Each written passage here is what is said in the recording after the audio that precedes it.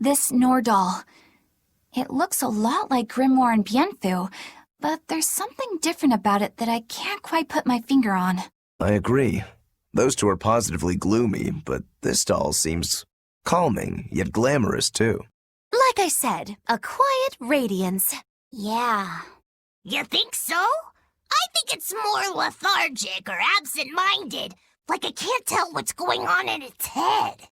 Either way, I'm 1,000 times cuter than that thing. What's cute about you? People who keep their faces covered are creepy. I don't know. There's definitely something off about it. It's charming, but a little ominous. Like I can never entirely be at ease around it, if that makes sense. You think so? Actually, I think it's cute. It reminds me of a little baby. You think this looks like a baby? I remember when my sister was about as small as that doll. She had the tiniest little hands, and she tried to grip my pinky as best she could. Really? I'd take my pinky with her fingers wrapped around it and poke her cheek, and she'd just be all smiles. I swore to myself I'd always do whatever I could to protect her. Once she got a little older and started fixing meals, lots of weird things began to happen around us. Wherever we went, she was in danger. Demons attacked us. A dragon tried to kidnap her. That's when I first realized what it was that I carried. That the cause of all my sister's pain was my blessing, my Reaper's curse. So, you left her behind and went on your search for a way to break the curse. Right. And that's when I met Eifried. It was from him that I first heard about the Nordals. He thought the stories about them were all just baseless rumors. I guess we'll never know for sure unless we gather them all. But... What is it? I think something good will happen once they're all together. Why do you say that? Well, because we found this doll, you shared some of your past with us. That makes me kinda happy. So I think we should get the other three, so more happy stuff happens. Hard to argue with you there.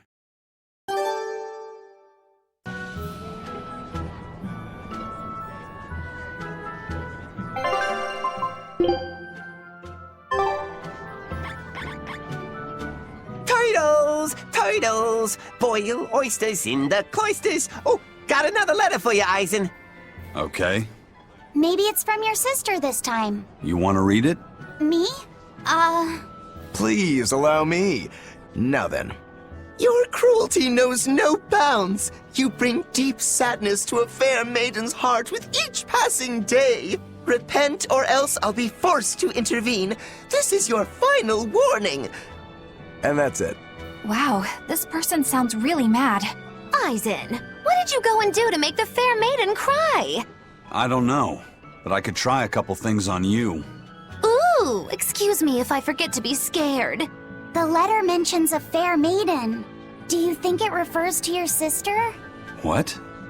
Oh, you could be onto something. She must be lonely so far away from her brother. It sounded like she's pretty fond of you. Are you suggesting that Eisen's sister wrote these letters? I mean, they're certainly unusual, but... My sister wouldn't write something like this. Then maybe it's someone who's spending a lot of time around her. Like, oh, a man whose shoulder she cries on. Damnation, Magilu! My sister doesn't have any guy clinging onto her! Do you know something I don't? Prove it! Bring him here right now! Calm down, Eisen. No one's saying that. But if you're really that worried, why don't you go see her? Have you... not done that since you left? I did go back once, a long time ago. But as soon as I showed up, a crowd started to gather. Overcome by malevolence, they turned into demons and attacked my sister then and there. Do you think it's your fault that happened? What do you think? I'd moved us to a safe place, low in malevolence and high up a rugged mountainside. So much for coincidence. I haven't gone back to see her since. Changing topics. I know I said these Nordals were a little off, but I think I'm starting to see that as part of their appeal. Huh? My point is, no matter how odd it might be, any gift could make a girl happy if it's given from the heart. Ha. Sorry. You can't have one.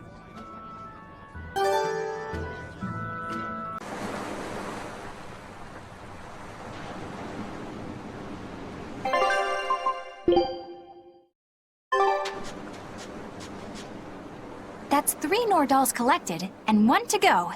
Right. Usually that turtle shows up right about now. What gives? Turtles, loiters, embroiders?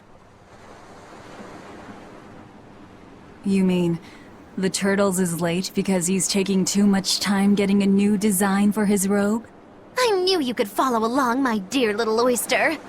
Should we wait for him a bit longer? I'm sure your sister's reply has to be arriving soon. I don't write her those letters expecting to get a reply. They're more like an apology for not coming home to see her. But you can't go home because of the Reaper's curse, right? So why do you need to send letters and gifts? Soon after I left, my sister wrote me a letter. She said, I don't care if it's dangerous. I want to be with you. Maybe the old me, once I realized there was no fixing this curse, would have gone home prepared to do everything in my power to protect her. But I'm not the old me. Haven't been since I met Ifrid and his crew. I understand. You found your place on that ship. Even if you lifted the curse, you wouldn't move back home. Do you think your sister knows that? I haven't told her directly, but I'm sure she's realized it. She's smart, and she's empathetic. That's why she never sends me a reply. You mean because she respects that you've chosen your way of life? That's probably how she sees it, yes. But understanding does not preclude loneliness. I think she doesn't reply as a way of showing that she disapproves. And you keep on sending those letters by way of atonement. I don't think it's anything so noble as that, but sure. You're probably not too far off the mark. A brother writing letters knowing he'll never get a reply. And a sister waiting for a brother she knows will never come home.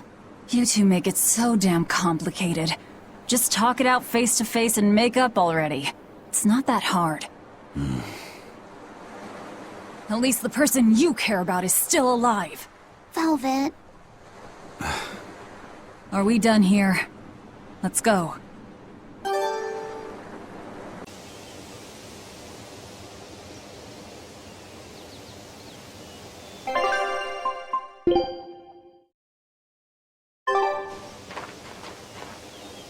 At last, the Nordal set is complete! Hooray! Go us!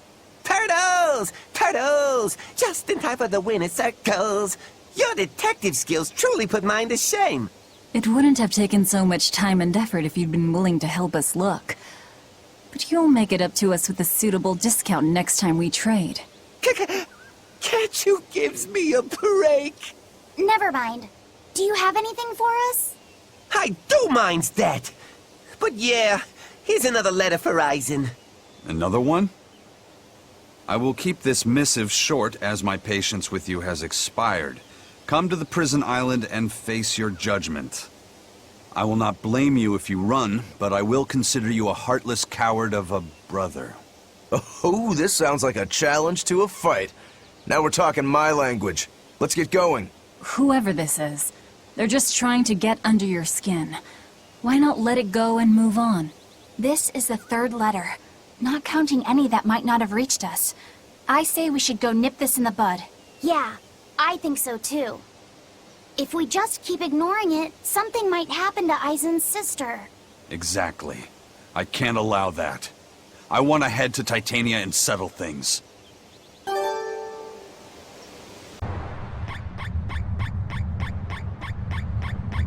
I don't see any exorcists, at least. They must have pulled a runner once they were finished here. If our challenger knew that when selecting this location, I suspect we're in for a serious fight. We need to stay careful.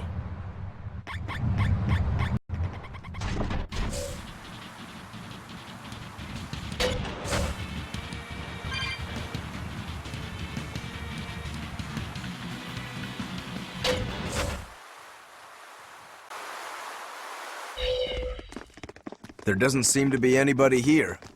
Wait, what's up with that box? The time has come for judgment and retribution! What the? Did a Nordal just come out of that box? Who are you? Very well. You ought to know the name of he who consigned you to the flames of hell. Wait. I am... You're that Norman, right? Phoenix or whatever? Ha! No wonder those letters were so full of empty threats and blustery nonsense. Bien! This is bad. The self-styled strongest Norman of all Norman is the mastermind behind all of this! Self-styled? I am the man among men, the strongest Norman of all Norman. I am Phoenix. Yeah, we've covered that already. So you're the one who wrote all those letters. What's your bone with me? I merely seek to right wrongs. I recently came into possession of a letter from a sister pouring her heart out to her brother. I traced the letter back to its sender, and one day paid her a surreptitious visit. There, I found a sweet, innocent girl. Surrounding her were presents from her brother, and mountains of letters she couldn't bring herself to send. Letters she couldn't send? Heartfelt letters for her older brother. When I read them, my manly tears fell over the same salty stains left by hers. What the hell is wrong with you? Who reads someone else's letter and then decides to break into their room? I acknowledge that I am partly in the wrong. But for all that is righteous, I cannot condone. I do this for your sister, clasping her hands in well-worn gloves as she sends prayers for her brother's safety across the wide blue sea. Enough of this nonsense. What is it that you want? That is a question you should be asking of yourself. What do you mean? Just what is it that you're communicating with the superficial scrawlings and shoddy baubles you send her? He's trying to atone. Don't be absurd! Which is the real you? The considerate brother who worries for his sister? Or the man who consorts with low-life scum and pirate? Why can you not at least be honest with her, pirate? She is your sister. Why can you not tell her of the life you've chosen to lead? Do you think her too weak-willed to forgive your decision? Is that what your beloved sister is to you? I don't have to take this from you! Fine then. Show me your power. You asked for it! Then it's settled. If I win, you will go visit your sister immediately. But if I lose, I will obey your every command.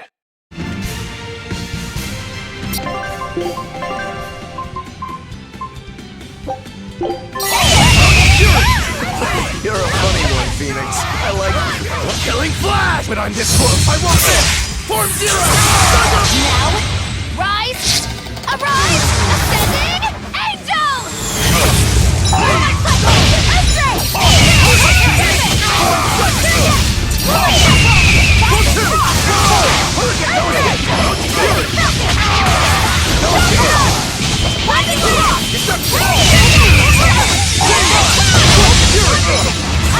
I'll fix this!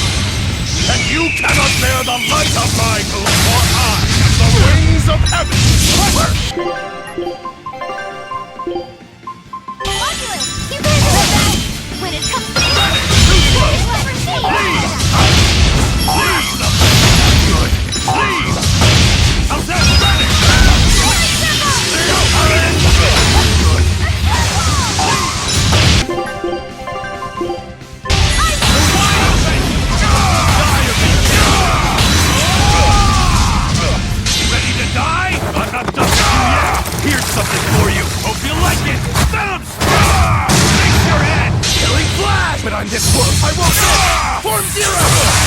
Now, with a single breath, they are here! Here they come! There's no stopping them now! Good! Here, Tice! The light of virtue!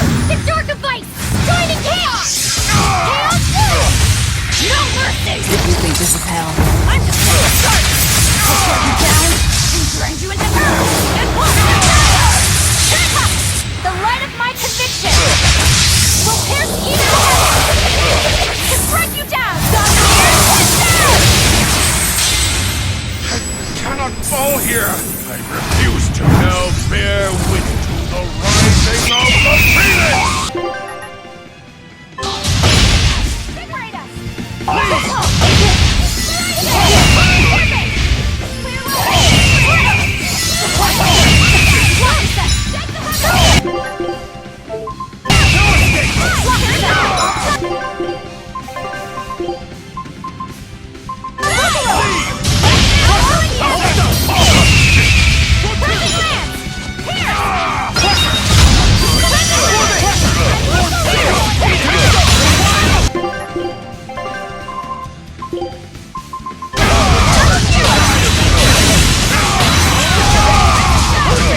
Ready to die? I'm not done with you yet. Here's something for you. Hope you like it. Sound strike! Face your head! I leave no regrets. You weren't lying when you said you were the strongest.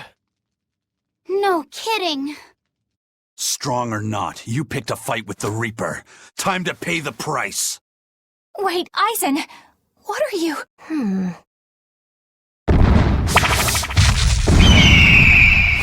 I thought so. That's why you're called the Phoenix, isn't it? Your blessing has the exact opposite effect as my curse. So you finally noticed. So, if Phoenix has that kind of power, then couldn't he protect your sister? I admit defeat. I await your command. No. Why not? I believe we should each steer our own ships through life's waters. I know that the life I've chosen is a selfish one. And I know that it leaves my sister lonely and sad. But it's also the only way I know how to live. If I gave you a command, it would be denying something at the very core of my being. So no, I won't do it. Except, Yes? if you're able, I want you to use your powers to protect my sister. Protect her from demons and malevolence. And from any dragon who may one day attack her. A dragon? Are you serious? This isn't an order. It's just a request. Well then, I accept your request as your friend. But in return, I have something to ask of you. Yeah? I want you to write her another letter. But this time, no hiding what you're truly thinking. I'll wait as long as it takes for you to write it. No need. What? I've been carrying this for so long, I'm afraid it's kind of crushed. My friend, I swear on my honor that this letter will reach your sister, and I promise I will get her to smile once more. After all, I'm the Phoenix. With me, life rises anew from the ashes. Thanks. I'm counting on you. Then it is time I'm on my way. Come, turtles! At your service! Oh! I'll deliver this package myself, even if it cost me my life. Farewell, friend! That Phoenix, what a guy. He doesn't back down even when he's lost. I guess. But I liked what he had to say. See, I knew something good would come from this. Yeah. I guess I learned something today. Never give up before you try.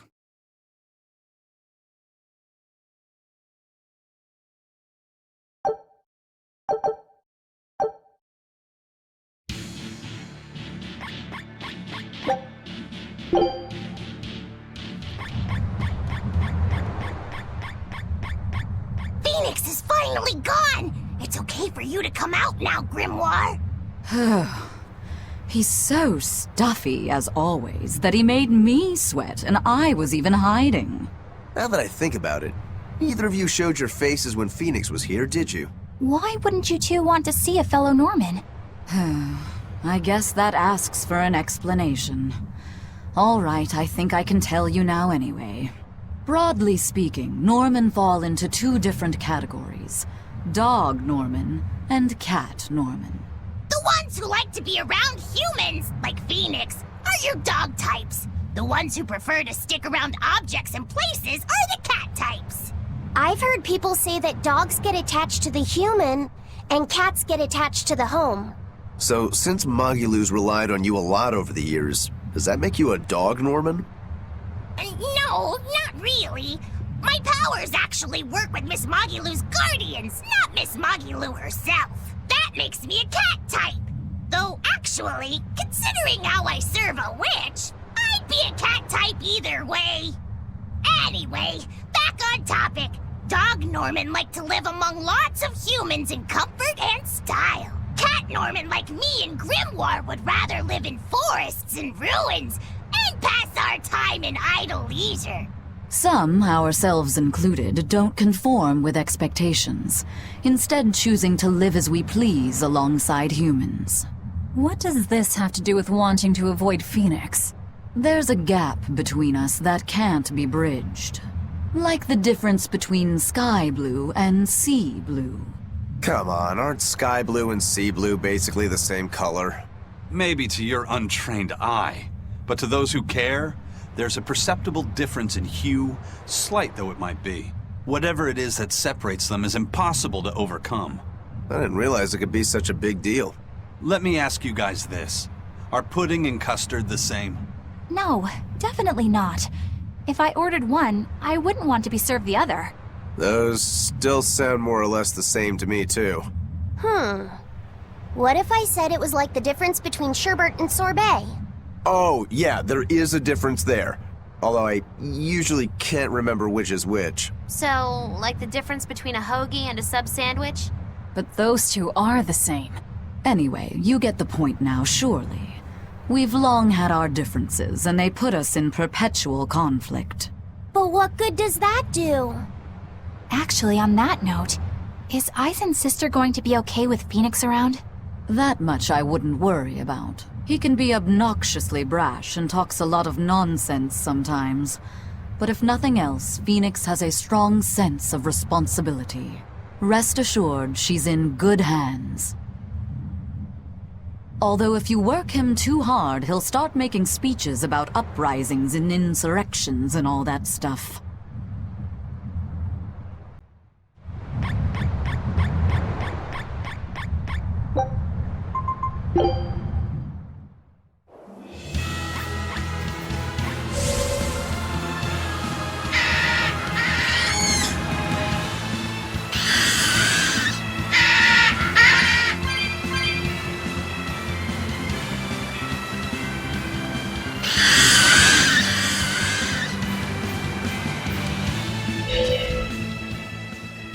Hiya! I got another letter for you, Aizen.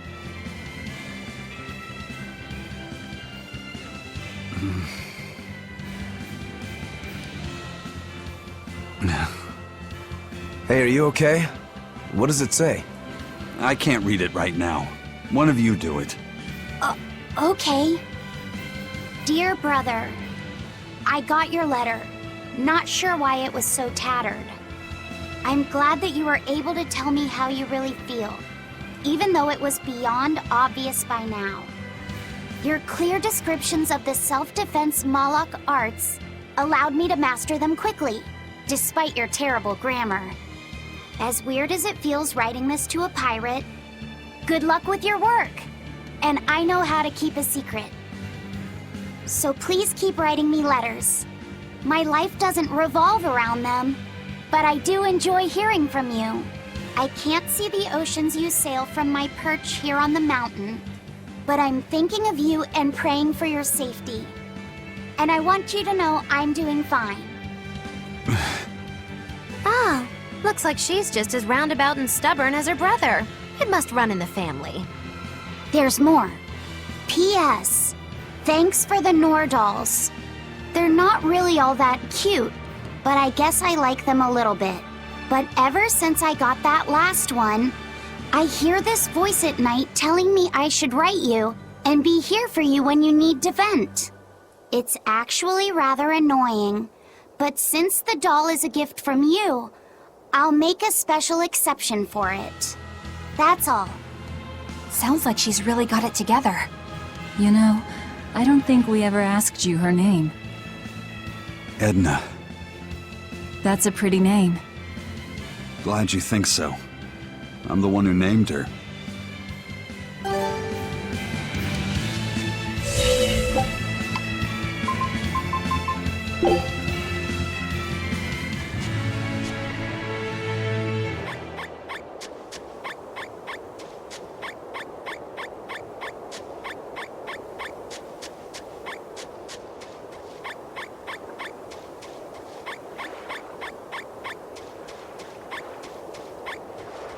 What's that you're pouring out? It's for Eifried's memorial. Captain, this is some good booze the first mate's been hiding away. Drink up! It's all yours! Ha! I'll never forget you, Captain. And I'll never forget that 500 gold I loaned to you either. And I'll always remember how hard your fists were. That's just because you screwed up all the time, Benwick. I always meant to hit him back one day, but now I'll never have the chance. It's so unfair! Oh, shut up. It'd be 100 years before you'd be able to knock him out. Not even Von Eifried would wait that long for you. Hey, I could have managed it in 50. Well, this turned out to be a pretty lively memorial. To death, we are as equals. It comes to us all. There's no reason to treat it as something special. Exactly. And besides, we're all pirates here. Wherever we sail, death is always lurking beneath the waves. You're all prepared for it. Of course we are. Eisen, would you mind if I said a prayer for Eifried? You would? He's the most terrible villain in 100 years. That's true, but I just... What if you prayed for Eisen's friends instead? I don't think there'd be a problem with that. Okay. Is it alright if I pray for your friends instead, Eisen? I'm not stopping you. Captain, I was more enriched by the days I spent sailing with you than the centuries I roamed in search of something to end my curse. Thanks for the fun, Eifried.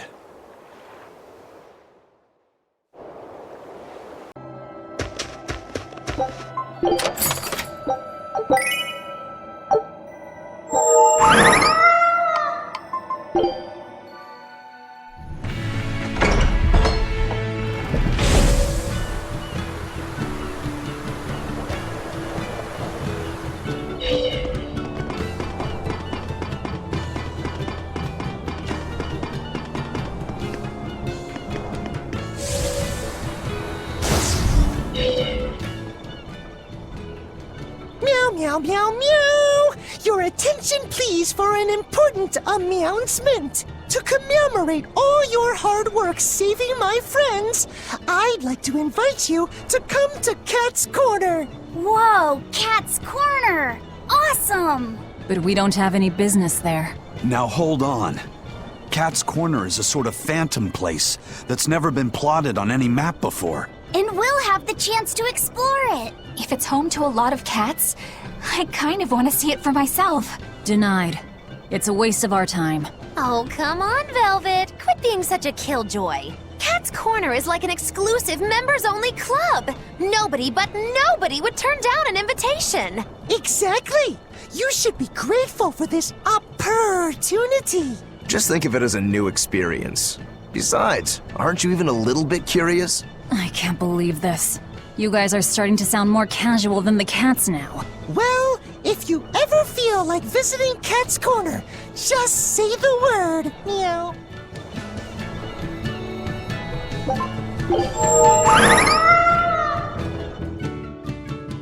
Wow, so this is Cat's Corner.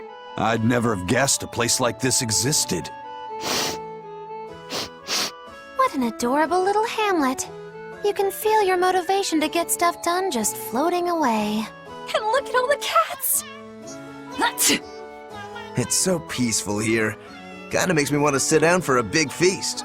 Look, over there. Is that the cat's pajamas? I've heard stories. Oh no! Velvet, don't tell me you're... Are you allergic to cats? That's why I didn't want to come here. Are you gonna be okay, Velvet? Of course, it's not.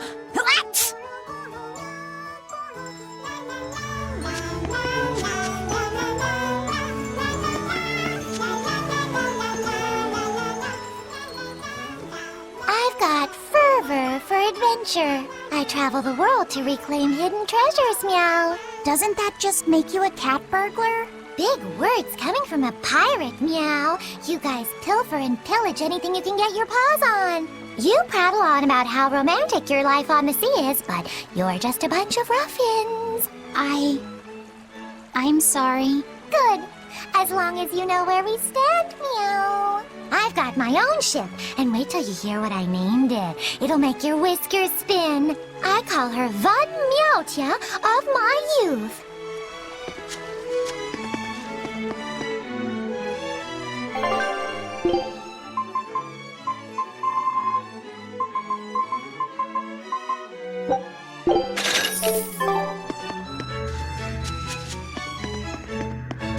The Paw Pro Wrestling B&E World Catnip Cup Heavyweight title matches tonight, Meow! The rules are simple. The contestants need each other with their paws. The first to make a sound loses, or meows out. So, is there like a countdown or something? Yup! A purr count starts when one fighter starts purring. Purr for 3 seconds and you're out, Meow. Are there any illegal moves? Grabbing the back of the neck and nibbling are both forbidden and incur heavy penalties. It sounds like a lot of fun. I'd love to try it myself. There's going to be an Anything Goes division in the next Agarte Cup. Any race can participate. Just put on a pair of cat ears and you're in, Meow.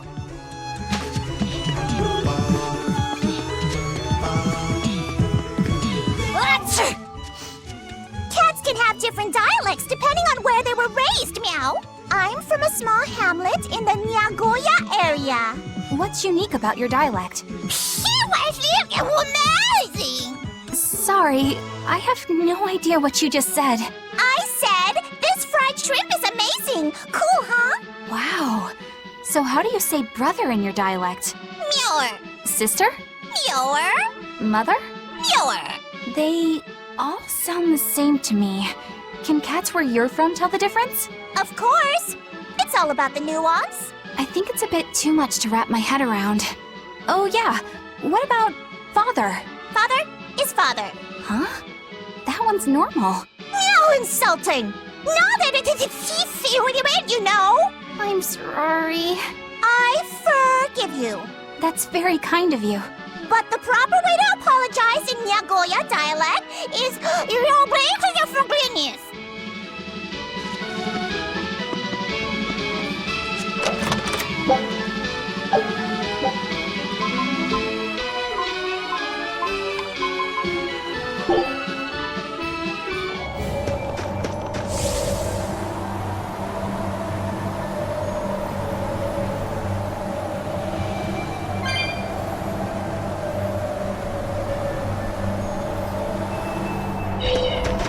Hello, white turtles. How's business? Not great. Not great at all. Thanks to certain somebodies, my balances have all gone haywires. Serves me right for counting my turtles before they hatched. That sounds awful, I guess. Don't feel bad. Not like it's got anything to do with us. Certainly not. That's why today's your lucky day, 'cause I'm throwing another big sales. Come on, guys, you're being too mean to him. He's done so much to help us throughout our journey, hasn't he? Yeah, I guess. Listen, Mr. Turtles, if something's ever got you down, you can tell us. I don't know how much help we can be, but I bet even just talking about it will make you feel better. I can't tell you how nice it feels to hear such kind words at a time like this. Sure, fine. But what about the sale? Right! Everything's on sale at market prices once again. Great, thanks. Fee, give the nice turtles the smile he wants so much. Thanks for everything, Mr. Turtles. No, thank yous.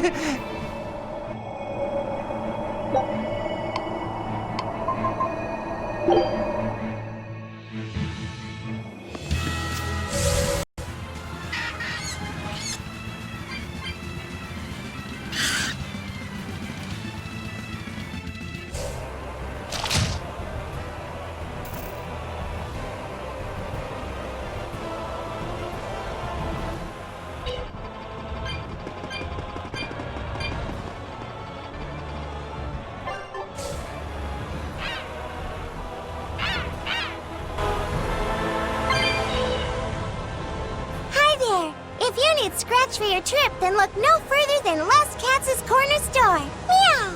What? No white turtles? Maybe he caught a cold and decided to stay in bed and sleep.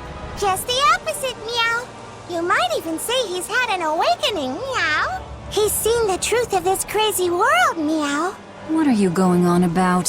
Whatever it is, I'm worried about him. Then you should visit Cat's Corner, Meow. I heard there's a turtles there waiting for you guys to show up, Meow. Cat's Corner, huh? Wonder what he's doing there.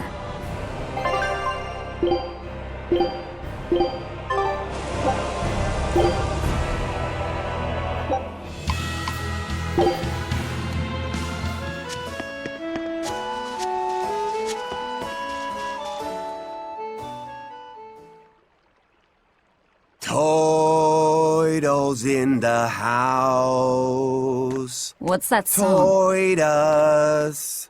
Everyone loves them Toidles. It's called The Hymn of Toidles. It's an old family song. A real blast from the past. It's a cursed song. One meant to put chills down your spines. But it's almost a waste to sing to use, pipsqueaks. What? I don't understand a word you're saying. You will soon enough. Trust me. You like how nice and dark this shell is? Hold on, are you white turtles? You've turned down a dark path. A path that yous all sent me down? We did? Yeah! And now I'm gonna cook you a new one! Cook him a new one? Why? And not just laugh at it. I'm gonna cook yous a new one too, sister! And Rokiro and Aizen and Magalu, you guys are getting cooked too! I'm up to my shell in debts! And it's all because of yous guys and your discounts! I'm so into reds, I got sold off to be made into turtle soup. They were dressing me up with spices and everything, planning to make a whole feast out of me. I still don't understand a word you're saying. I want it all's back. I want the good old days when I was young, and now my heart and shell, they's all gone dark as the soy sauce I was marinated in. Yes, now I am Dark Toidles! Because of yous, my old life is gone forever. What? Behold the salty soy darkness that stews within my heart!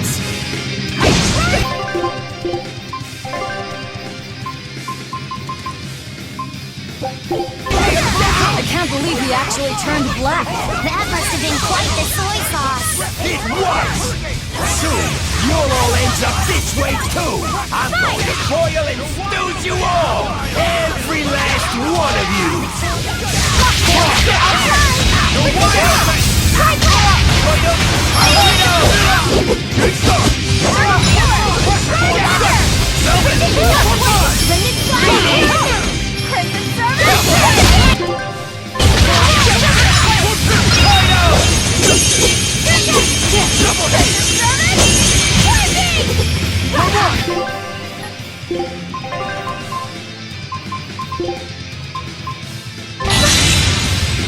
You could use items!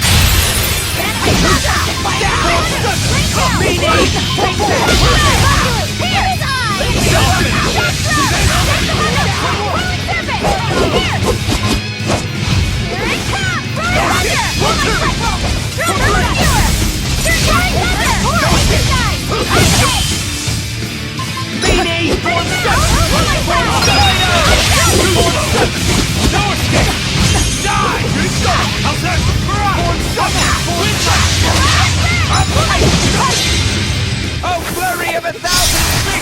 Come! Butterfly! Go through a flounder! This is mine! Primal Fury!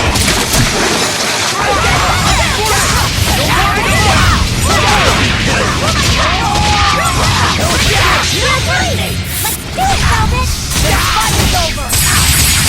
Ultimate Innumerable Waves! Killing Flash! But on this world, I will get Form Zero! Thunder! Now, with a single breath, they appear! Here they come! There's no stopping them now! Good! Killing Flash! Behold the arch of my ancestors! Aaron! Spiritualize! The light of virtue! The dark of vice! Joining chaos! Chaos Luna! Killing Flash! It's time to settle which of us is the better fighter. But first, this enemy has to die! Last blast! Now, Army of Immortals! 49 souls! Will you withstand their assault? Or will you fall before them? This is the end! Back up! The light of my conviction! Will pierce even the heavens! To strike you down! Dominator, push down! Bring down! My body, it feels salty yet sweet. This is it then. Careful, Velvet. If you eat too much salt all at once, your blood pressure will go through the roof. Truly, he's not a very appetizing color. Though he does remind me of those noodles from Eastgand. I wasn't actually going to eat him. Although we do like our flavors thick in Eastgand. You guys just don't get it, do you? The flavor's packed in, but I'm still low in sodium. And with plenty of omega-3s, I's good for your skin, too. More pride than sense. It's not like I wants to tell yous all this, but I've been marinated so much. I's got no life ahead of me but to become the best stews anyone's ever tasted. Velvet, don't make the guy cry. How is any of this my fault? Simmer down, Meow! Don't worry, Dark Turtles. You're not cooked yet, Meow. As long as you don't lose hope, a better tomorrow is sure to come along, Meow. Your words are too kind. It's like more salt on my wounds. Oh, it sounds like what you need is the cat's pajamas, Meow. Cat's pajamas? It's a fun place to unwind, have a few drinks with friends, and cleanse the soul of all life's problems, Meow. Can it really cleanse any soul? Even one as dark from soys as mine. Where there's a will, there's a way. It's not a matter of can or can't, Meow. The cat's pajamas is where go-getters can get together. And grown-ups only. You have to be 2,000 to enter, Meow. Ah, that's no good. I's just a 999-year-old juvenile. Ah, with turtles, nobody can tell the difference anyway, Meow. Don't sweat the small stuff. That's the key to getting the most out of cat's pajamas and really life as a whole. Meow. Take that to heart, and you can tell everyone you got the inner wisdom of a 9,999-year-old. Meow. You know, I think I'm starting to feel ready to take on the world again, like I used to. I'll give this cat's pajamas a shot and see if it can cleanse my soul. Sounds great, Meow. Allow me to show you around, Dark Turtles. We'll get you set up with all sorts of nice drinks, Meow. So, What is the cat's pajamas? Well, Eleanor? I haven't the slightest idea. It sounds like a good time. We should go and check it out. Let's not. That's not a path worth going down. After all that, I still have no idea what the point was. Maybe there wasn't one to begin with. Oh no. I think today's events hold some significance. Just what'll become of that turtle's heart after the cleansing, though, is hard to say.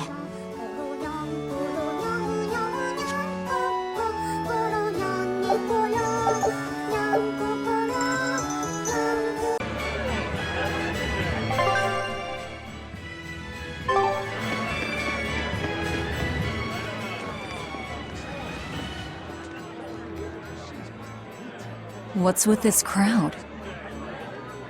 Modulu's troupe just put on a real show. Man, it was the best! Her dancing was every bit as great as I'd heard. Wow, the Modulu? Surely you mean Magilu! Has my time to bask in fame finally come at long last? No, we're talking about Majulu, not Magilu. You know, Lulu, the famous dancer? She actually goes by the majestic Lulu, but everyone calls her Modulu. Just watching the beauty of her dance, you can't help but feel like maybe everything's gonna turn out okay in the world. Sounds like a pretty cheerful act she has. Cheerful? This is all a ripoff! She's just trying to pass off as Magilu's menagerie and profit from our good name! What good name? We don't actually perform anything. I was planning on getting started eventually, but now this con artist comes along and ruins everything! I can't just ignore that, you know. It's Modulu! You did great today, Modulu. I loved it. Thank you so much. But according to my teacher, I still have a long way to go. I'll work hard to do better next time, so I hope you'll come see me. Modulu's teacher is a dancer named Balta, whose immense talent brought him all the fame in the world. But Balta suffered a tragic injury that took him forever from the stage, and now Modulu was working hard to carry out his dream. So, you're Modulu then? I am. My teacher and I work really hard to put on performances that'll leave a lasting impact. And I refuse to let anyone call me a phony. Oh? And how do you propose to stop me? Taking it to the stage and seeing which one of us can better hold a crowd? Yes. That's just what I was hoping for. Lulu, don't go around picking petty fights. But sir, this woman, she... You should know better. If you have the energy to spare spitting vitriol at people, you should refocus that anger into moving your body. If you need to express yourself, do it on the stage. Yes, sir. You're right. Teacher, is the pain acting up again? It's no matter.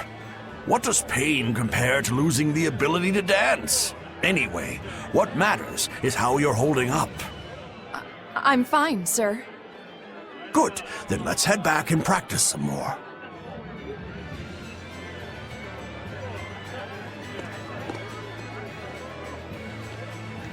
He seems strict. He does. But keep in mind that Balta recognized her talent at a young age. He even adopted her so he could pass on everything he knew. He might be strict, but only because he believes in her. You sure know an awful lot about them. I'm sort of a fan of theirs, you could say. A teacher and his student, chasing after the same dream. What a sweet little story they have. That's why I think it's high time for Magilu's Menagerie to put on a show. And for our act, we'll be a comedy duo. Comedy? Where'd you get that idea? You heard me propose a challenge to little Magilu, right? But not one of you knows a single acrobatic trick. Sorry. Don't apologize. You couldn't have seen this coming. Well, you could act like you feel a little bad at least. Now, normally I'd make you guys do something flashy like jump through a ring of fire, but I'll be magnanimous and let you do comedy instead. With comedy, I can take control of the stage and keep things lively. I can feed you the audience on a platter. But going on the same stage as Modulu, it's too much to handle. Oh, I can't wait to take her down a peg or two. I'm out. I don't even know why you're bothering. It's hopeless. It's not hopeless. Plus, if we do well, we'll be raking in the dough. What better opportunity do we have to get started than now? After all, people will come thinking we're Majalu's troupe. You're sure eager to profit off of her good name. That's exactly the material I want. Keep throwing out such zingers and the audience will be in stitches. I'm not sure I follow, but okay. The only thing getting thrown out is gonna be you. You know, I think you could pull off being the straight man in our act. What? Keep your compliments to yourself. This plan might sound dumb, but more money never hurts. Eisen, not you too. Then it's settled. Now we just need to book ourselves a few gigs. I've got an in with all the stage directors in town. For now, I think everyone should pair up so we can figure out just what sort of comedy chops you all have.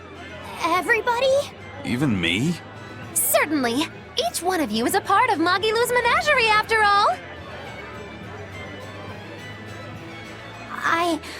I'm not so sure about this.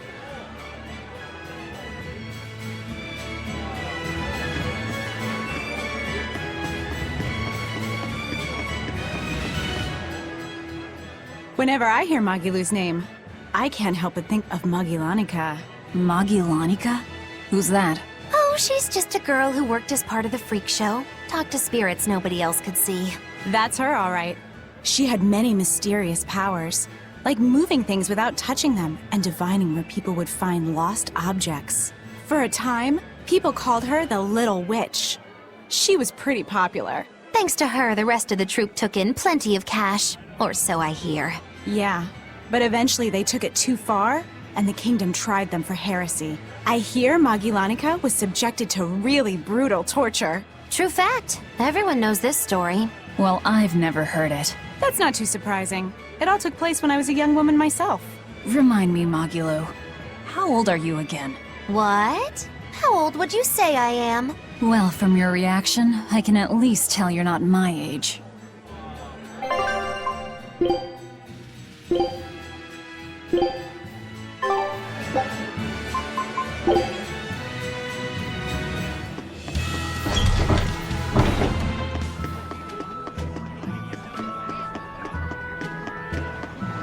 Could you fit my comedy act into tonight's show? I'm still breaking in my new partner, but I can carry the act. I'd appreciate you squeezing us in. For you, Maggie dear, I'll do it as a personal favor, but you get 200 flat. No expenses, no per diem. Oh, come on, don't be so stingy. It gets worse. Our headliner is doubling up after, and the opener flubbed their lines and lost us minutes. Playing deuce for a cold house? Well, all right, them's the breaks. What the hell are you even saying? I'm saying we're going on, and you're my straight man. What? You're serious? I'll take care of the actual funny bits. Just act like you always do and we'll be fine. Bonus points if you toss the men in the audience a glare of contempt every now and then. Just trust me. Oh, hold on. This is all happening so fast. I'm not sure I'm ready for... You'd better get ready, because the curtain's going up.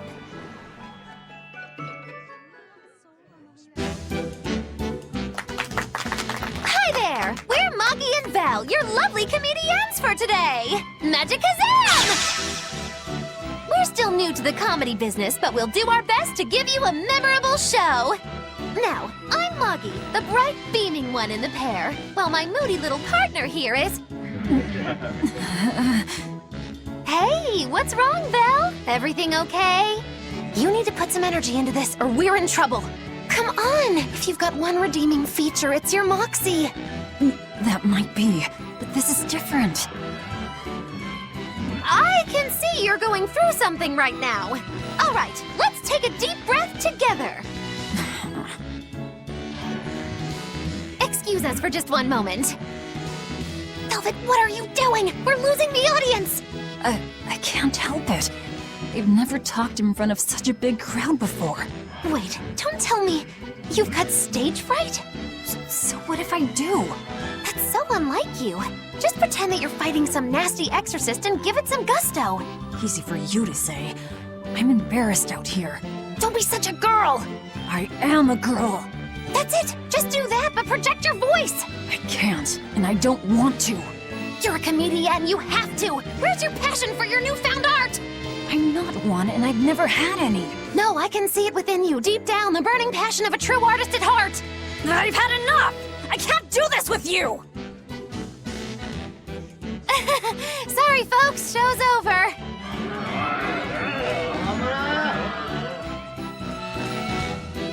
Well, you've certainly shown me something new. A comedy team that just stands on stage whispering to each other. We're going for a brand new comedic style. So, what did you think? Don't quit your day job. That's what I thought. Ah! Now she plays the straight man.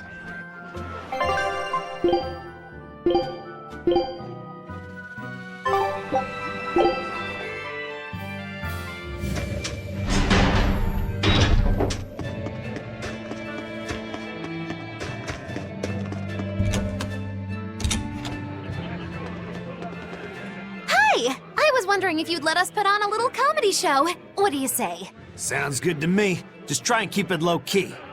I don't want to attract the Abbey's attention. Ha! That's a tall order. Wherever we go, the boy and I have him rolling in the aisles. The boy? Wait, you mean me? I sure do. I'll play the straight man, you play the funny one. Don't sweat it. Even if you mess up, you'll be adorable. The audience will just lap it up. Did you memorize the script I wrote you? Yeah, I think so. Great! I knew you could do it! But if you merely follow the script and adhere to its every word, you won't be very funny. You need to ad-lib in your own style. For you, that's buttering up the audience and winning them over. Ad-lib? I'm not sure I can do that. I have faith in you, kiddo. You're gonna discover a part of you that you never knew existed. Just focus on finding ways to charm our audience. Okay, I'll see what I can do. All right! Then let's get this show rolling!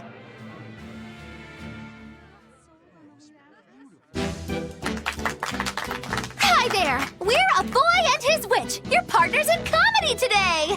Magicazam! We're still new to the comedy business, but we'll do our best to give you a memorable show. I'm Fee, the cute one, and this blustering witch is... Maggie Lou! Wait, who are you calling blustering? Meow! Sorry, I just suddenly felt like doing an imitation. An imitation? Like, of a cat? Not just any cat, a nearby cat.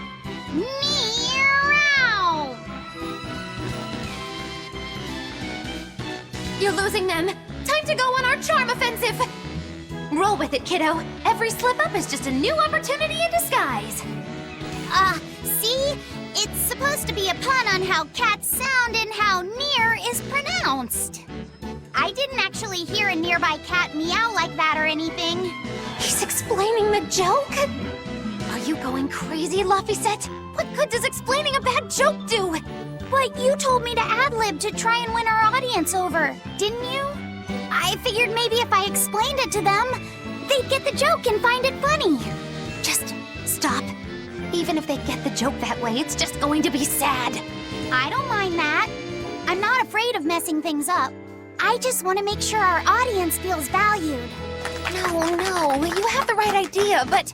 I guess I should mention, Maggie Lou's the one who came up with the script. She just made me come and act it out. I don't care if it made the audience happy, you just sold me out! I can't work with you like this. No way! I'd say we got a lot of ad-libbing into our routine today. How was the show? I'll just say one thing. You need a better writer. It wasn't me.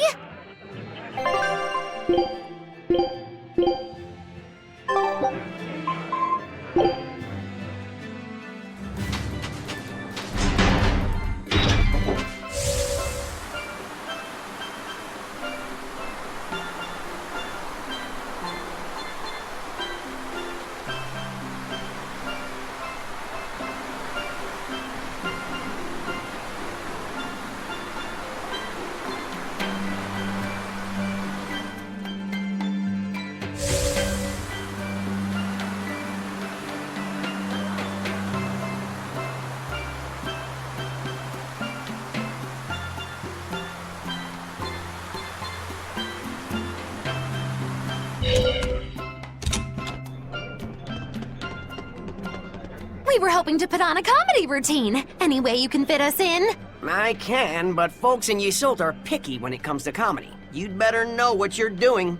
I love a good challenge. Wow, Rokuro. You actually feel like helping out? Believe it or not, I've always been interested in theater. I thought it would be good for building courage. I think you have enough courage already, but for now I think we should set your sights low. I'll do most of the talking, you just respond to me and follow along. Okay, but if you start giving me some jabs, am I permitted to counterattack? As long as it's not with your sword. That's not exactly reassuring. Let's get going, Magilu. We've got a show to do. Oh boy, I'm not sure about this one.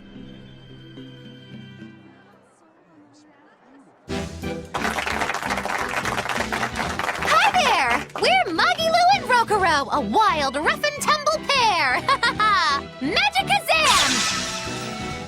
The weather's so nice in Ysolt, isn't it? Especially the sea breeze.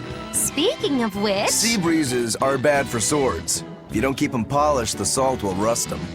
I suppose that's good advice for any sword enthusiasts out there. But anyway, doesn't the air make you want to eat seafood? Ah, sashimi, fresh-boiled fish on the shore, seafood bowls. So many kinds look so delicious, but... And fillets, too.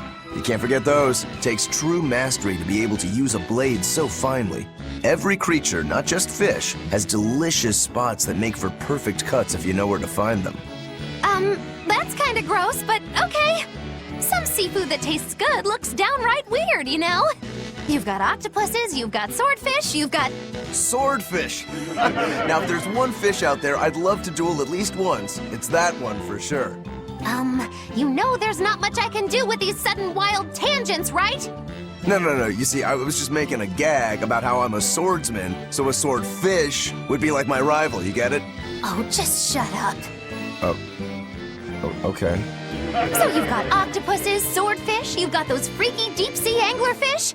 Some say the more bizarre-looking the fish, the better its taste. Maybe it's true. I love pufferfish, and they're really weird, round-shaped. Speaking of round animals, I once met this round-looking guy named Armadillon. I'd never seen anyone so round before or even since.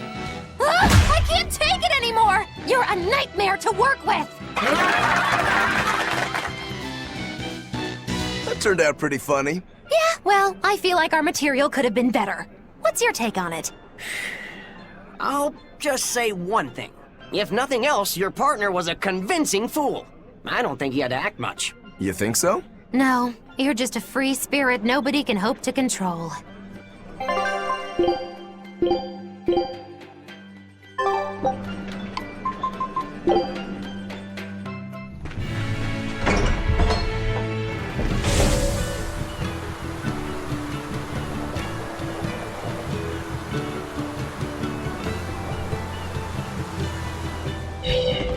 Excuse me. My partner and I here would like to put on a comedy show if it's possible. Ah, not often you run into someone with a real fire in their eyes. All right, show me what you got. With pleasure. Eleanor, I'm impressed. I didn't know you had this sort of initiative. You just have to do what you have to do, right? Besides, if we pull this off, it could be our chance to get closer to Magilu. Did you say Magilu? I haven't seen her recently, but she seems to be making a name for herself in Logris. Yeah, her dances are really beautiful. Do you know her? I do. Her and her teacher, Valta. Now, I'm not saying Magilu isn't great, but Valta was utterly sublime. I worry about him pushing Magilu so much, to be honest. He's never been one to accept compromise in his art. Huh. I didn't know that. We don't have time to stop and feel bad for our rivals. Did you memorize the script? Of course I did. And I won't tolerate any slip-ups from you either. Hearing that just makes me more motivated. Well, let's get going. We've got a show to put on.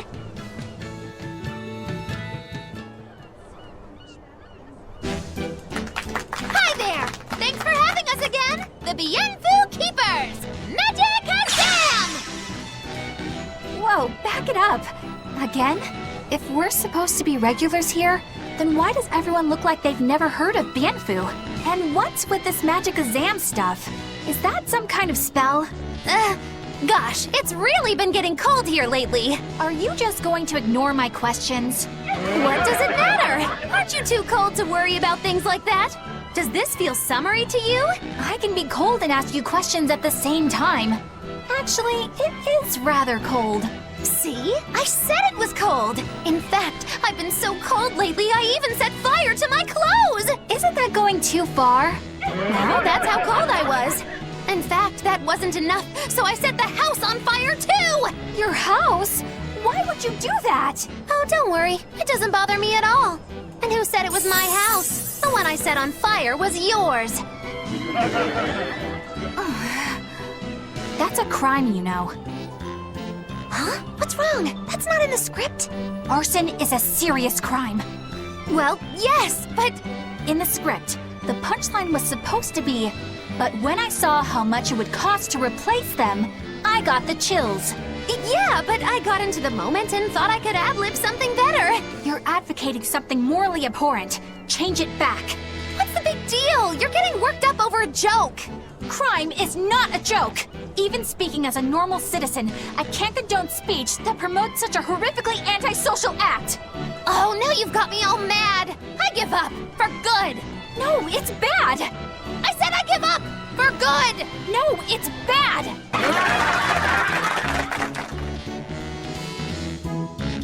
My deepest apologies for putting on an act about something so terrible today, sir. Well, the whole thing was meant to be about morals anyway, so how did we do? Can I just ask you one question? Are you for real? Yes, I am. I should have known.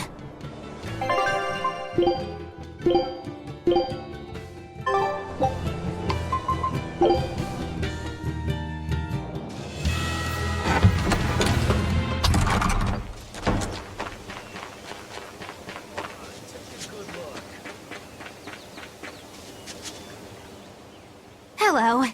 We were hoping we could put on a comedy act here. Sure, but who's your partner? Me. I'm going to be honest. I think you'll be the worst of any of them. You just underestimate me. I have my own sense of humor. Just act like we're both aboard the Von Eltia. I already have a bad feeling about this. All right, you can play the strong, forceful type, and I'll be the dumb, slow one who... No. I want to play the dumb character. Are you sure you can handle that? I'll have everyone dying from laughter the way only a Reaper can. I don't think I like where this is going.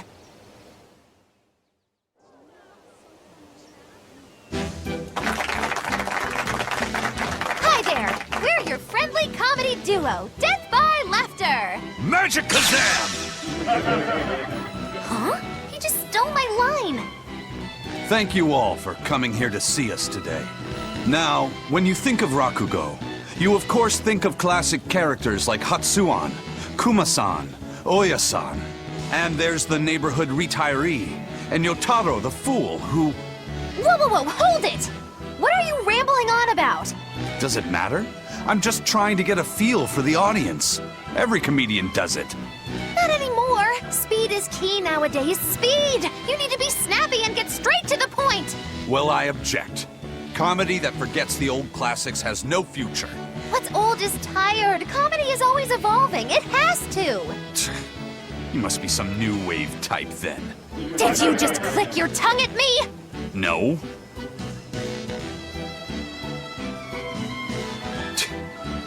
You totally did! I heard that! I'm the leader here, and don't you forget it! If you respect comedy, then respect my authority! Sorry. All right, as long as you understand. Now, what are you thinking of doing today? I was thinking of maybe imitating a clock. Cut that out! I can't take this anymore. You're impossible! Whew. It's been a while since I worked so hard. We really tried to practice so the jokes would land. How do you think it went? Your jokes were... okay, I suppose. But your partner was so intimidating. Whew. I couldn't laugh. Huh? Can't say I'm surprised. Your attention, please. I've tabulated the results and I've come to the conclusion that you're all hopelessly unfunny. I'm sorry. I don't really care how it went, but when you put it that way, I get a little pissed off. Anyway, that's why I'll be teaming up with Bienfu to take on Majulu. Works for me! I'm ready when you are, Miss Magulu! Which bit are you gonna do? Your specialty, Cat Emperor? Or the surefire automaton assault? Neither. We need brute force to win, so I'm going with Elysian Thunder! Which means that when things are at their peak, we're gonna hit the audience with lots of thunder, right? Right! Thunder in the form of relentless ad-libbing, as much as we can possibly handle! Okay! I'll scout out some local material we can use for our opening warm-up, too! Great! You do that! You two are really in sync. Couldn't you two just have teamed up from the start? It's almost like the whole thing was an elaborate joke just so she could have this punchline. Well, now with that settled, let's make our way to Logres and meet up with Majulu.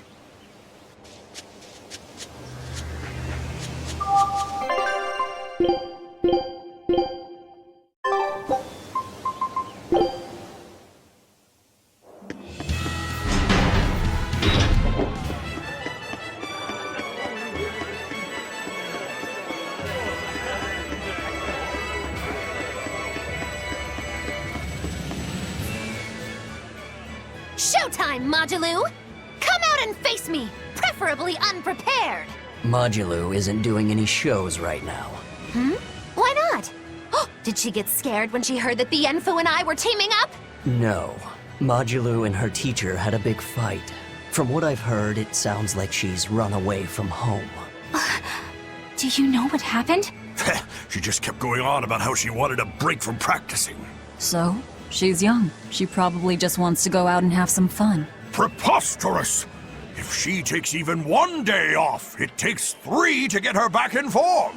Even so, shouldn't you at least hear her out? All I've done is hear her out. She mentioned something about wanting to go to the Zamal Grotto, but I wouldn't have any... Did you say Zamal Grotto? That place is a nest of vicious demons. What? Vicious demons, you say? If Majulu really went there, then victory could end up being mine by default. This isn't a joking matter. We have to go look for Majulu. My precious Lulu.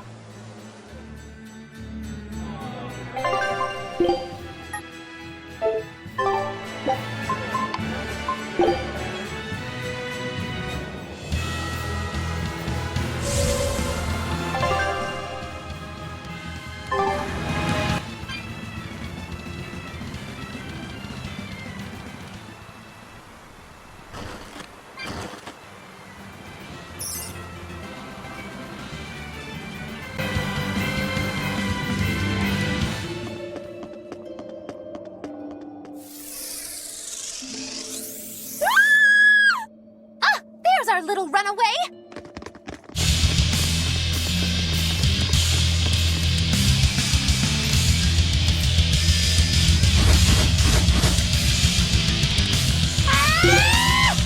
Everyone's pinning their hopes on you, Majulu. Don't worry, Magilu's here to help! Bye! Now, nothing can stop my spear! This will be a big one! Here goes nothing! There are none who can resist my spear!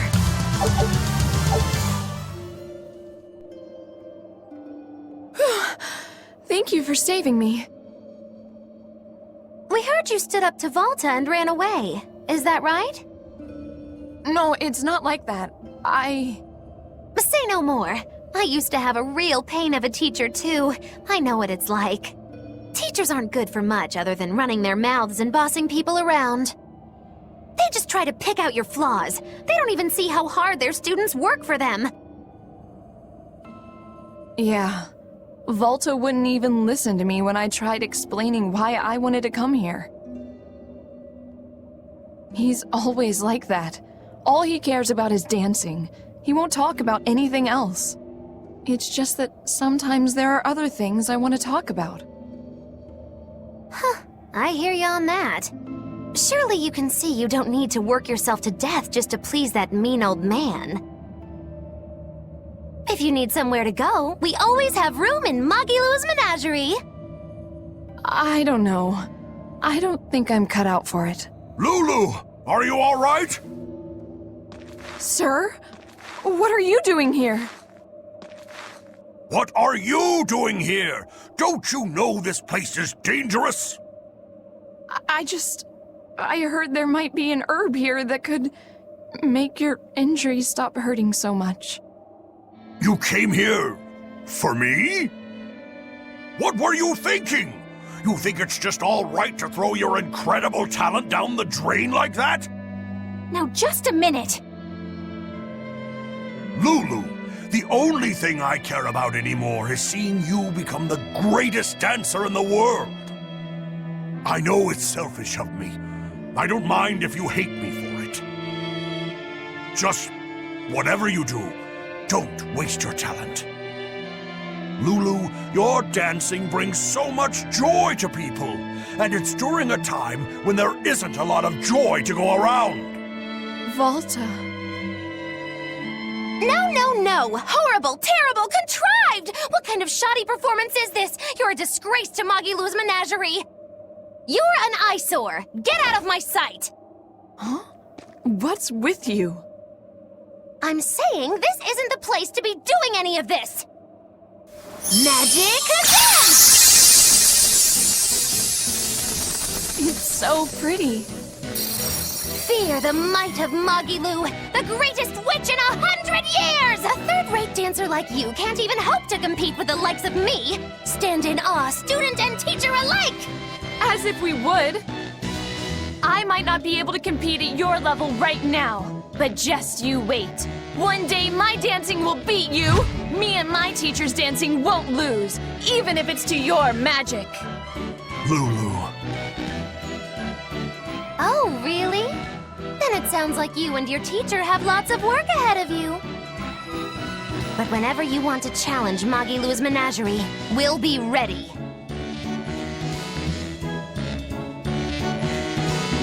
Thank you, Magilou. Huh? For what? I mean, for spurring Magilou on. Color me surprised. Well, I don't know if I'd say that.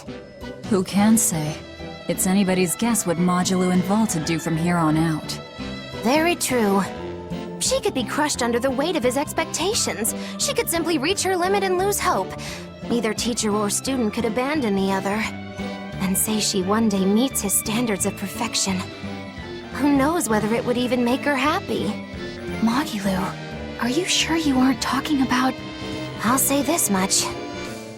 It's human nature to end up wanting to stay with someone, if that person is someone who needs you. Humans are weak like that. But that's what also makes them human. Yeah, you're right. Look at me. I don't even have a punchline for this one. Yeah, are you sure you're not running a fever? It's all right. It's a nice change of pace. Yes, but only on occasion. Miss Magilou, what's gonna happen to all that material I practiced for her act? Nothing, obviously. There's your punchline.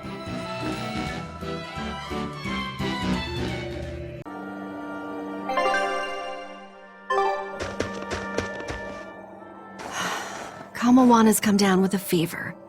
What? I've been tending to her, but it just won't go away. She just keeps mumbling over and over about how she doesn't want to take her mom's medicine. Kamawana. We've heard her talk about her mom's medicine before, haven't we? I gather that it's something her mom used to make her take whenever she came down with a cold. It might be something specific. If there's any left, it would be back at her old house in Haria, right? Probably. I don't know if it'll work now that she's a Therian, but I'll go and try to find it. You'll do no such thing. I'm sorry, but the Abbey's still looking for you, and there's no way I'm about to hand you over. Don't try to stop me, Velvet. Look, we'll go to Haria. You stay here and take care of Kamawana. Eleanor. Velvet, if you try to fight Medissa, it won't end well. And I would back her up, too. Look, if we have time to argue about this, we have time to go find that medicine ourselves. Yeah, I guess you're right. Thank you. Eleanor, why are you going so far out of your way for Kamoana? After my mother was taken from me, I found myself an orphan of the Abbey. I grew up figuring that I'd probably become a nun and spend my life in mourning. But on the night of the Advent, my inner resonance awakened. I honestly believed that I had been given the power to change the world for the better, you know? Less sorrow, less suffering. But even after I donned the mantle of the exorcists, I was still pathetic, full of ideals, but so ignorant of the way things really work. That ignorance is what drove me to go after Mahina and take her away from Kamoana. I can't change the past, but at the very least I can atone. I'd do anything to give her a chance. All right then. She's in your hands. We'll be as quick as we can. What was that I just felt? Laphicet? Is everything okay? Yeah, it's just... I don't know how to explain it, but I sensed something, and it wasn't good. It's like something dark dug itself into my chest. Eleanor's the same as always, right, Rokuro? Nothing different? Yeah, same old fired up Eleanor. At least, that's what she projects.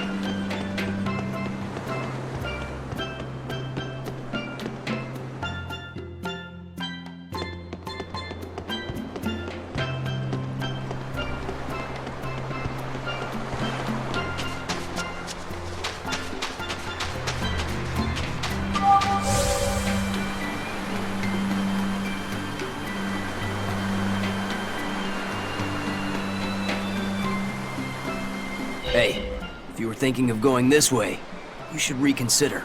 And why's that? A real nasty demon's taken root up in Haria village. It's a huge troll with a big old club. And this isn't the first village the brute has taken out. Did you say a troll? You didn't happen to hear if the troll was wearing a large jewel, did you? Yeah, I hear the greedy beast's been going around stealing all sorts of treasure. It's that demon.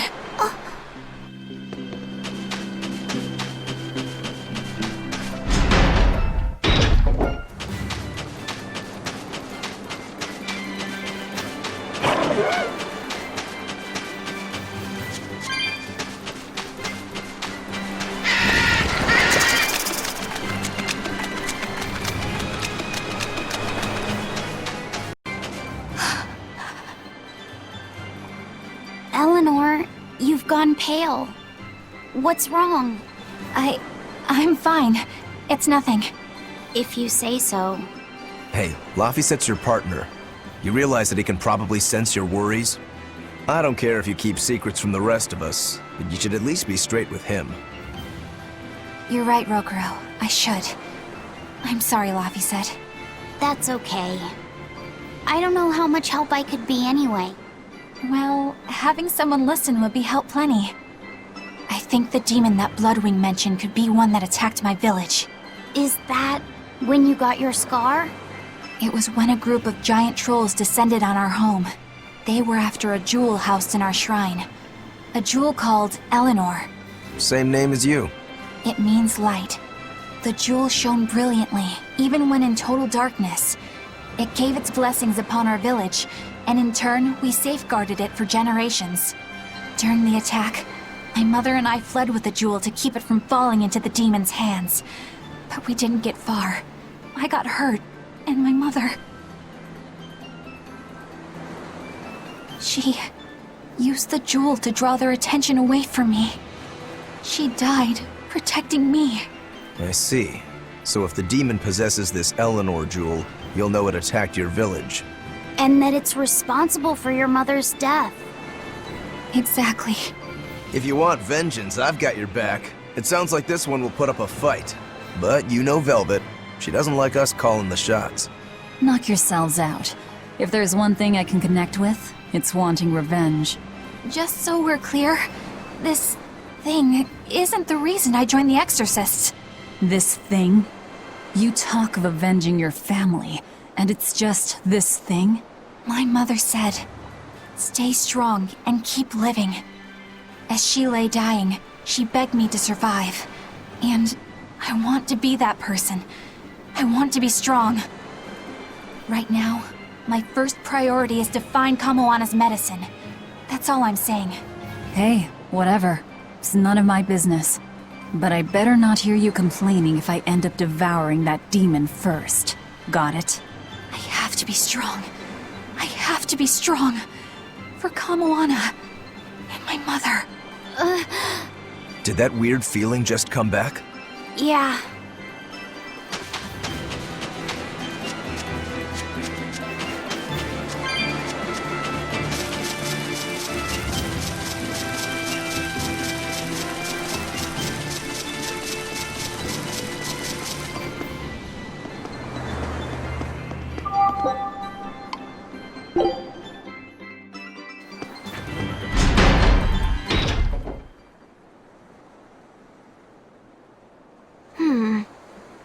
I'm not seeing any of those demons we heard about. Let's look for the medicine while we can.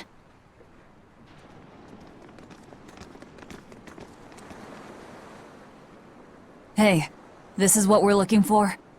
I think so. Hey, there's a note attached to it too. A note? Is it instructions on how to prepare the medicine? No, it's more like directions on how to administer it. This medicine is extremely bitter. Kamoana hates taking it. If she develops a fever while I'm away, you need to do specific things to get her to take it. There are 3 ways...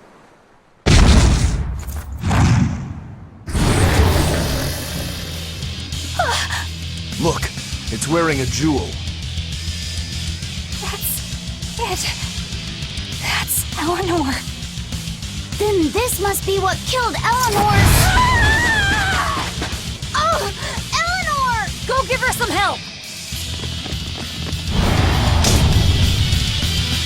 You killed my mother! I hate you! I hate you! Eleanor, calm down! I don't think she can hear you right now. All we can do now is... No mercy! You thought I'd stop there? Annihilated?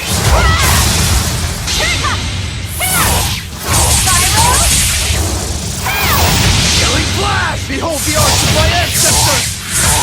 Tiger style! Aaron! Now, with a single breath, they appear! Here they come! There's no stopping them now! Good!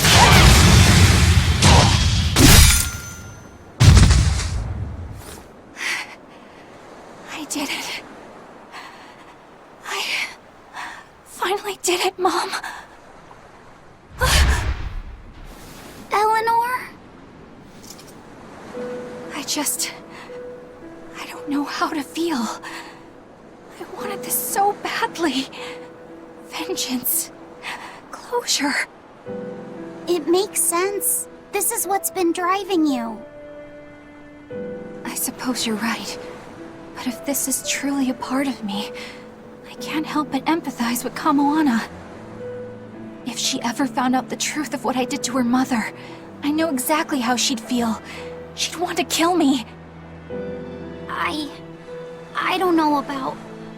It's only natural. You said so yourself. I can't stand it. It's eating me up inside. I keep telling myself I did it for her own sake, but I've just been lying. I'm horrible. If Kamoana ever attacked me, maybe I'd end up killing her too, just to save my own worthless skin. That's not who you are. It is exactly who I am! And besides...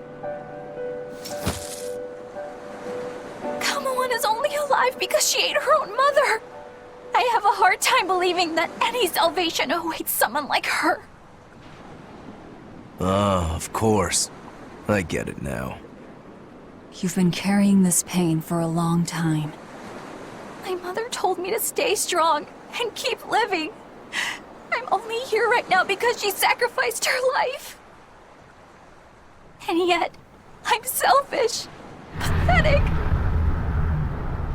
I'm so sorry, Kamoana. Mother! This is bad. She's exuding malevolence. No! Don't try to carry the burden all by yourself! Ah! If we don't do something, Laphicet's going to lose his vessel. It's fine. Let her spill it all out. Imbecile! Without a vessel, he'll turn into a dragon! All hell will break loose! Method 1. Wrap the medicine in sweet starch paper. This only works about half the time. Usually she just eats the paper and spits the medicine back at you. Method 2. Mix it in with your meals without telling her. It tends to make the food bitter. I think she's catching on. It's gotten harder to trick her and she may refuse to eat. Method 3. Pinch her nose and force her to swallow it. But be very careful. She will struggle and try to bite. You don't want to lose a finger. Is this really the time? Is that note you found? Yes. It's the one Mahina left with her daughter's medicine. Her duties must have often taken her away. Someone else had to watch Kamoana. Her fevers are caused by mental distress, but for some reason she believes that these bitter berries are medicine. If she takes one, her mind will stop racing and she will calm down. I realize that this is an awful lot to ask, but please, I love her very much. Please make sure that she takes her medicine, no matter what you have to do. She can be awfully stubborn, but deep down, she's just a kind-hearted girl who's very, very lonely. Please, please do what you can for her. I can't thank you enough for your help. I didn't realize that her mother was... so... Yeah, it looks like her mom had a bit of a forceful streak with her, doesn't it? Nobody's a saint in this world, not even our own mothers. If they need to, they'll lie and use force. You do absolutely whatever it takes to protect your child. The resolve to protect your child. Well, Eleanor, have you calmed down now? Yes. I apologize for my behavior. So, what are you going to do, now that you've been asked by both Medissa and Kamoana's mom? I guess... No. I'll make sure she takes the medicine. I swear, she will get better. Do whatever you feel you need to. All right, get a move on, guys. Let's hurry back to Kamoana.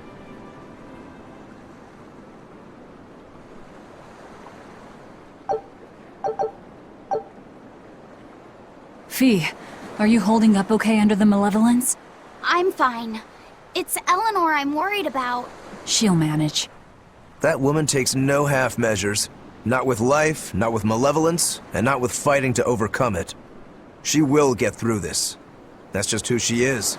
Yeah, you're right.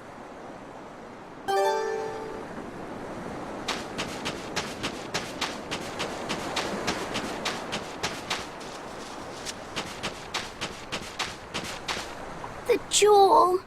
It's smashed to bits. I'm sorry, Eleanor. I know how important it was to you. It's our fault. We were too reckless. We're sorry, Eleanor. You better be sorry! That thing must have been worth a king's ransom! Moggy Lou, stop that! It's fine. Going easy on a demon wouldn't really suit you guys. Besides, my mother imparted kindness and generosity upon me, and those are more valuable than any jewel.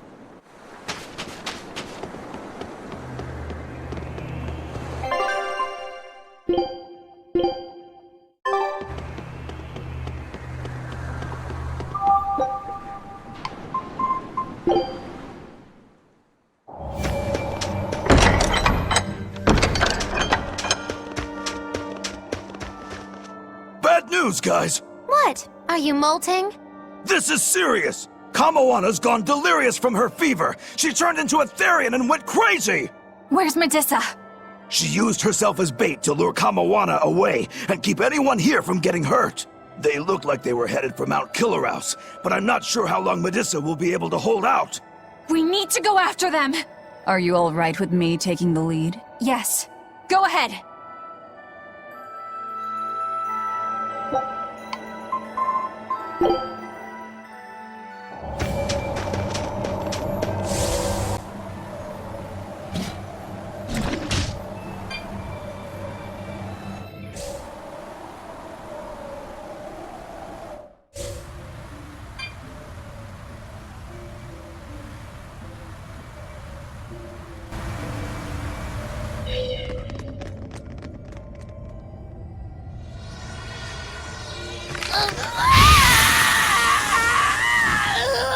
Kamoana, honey.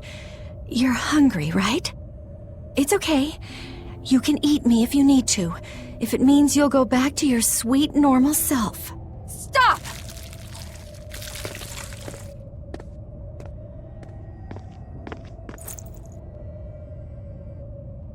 Kamoana, I've got your mom's medicine right here. You're lying! It's true. Your mom heard you had a fever, so she sent us this medicine to give to you. No!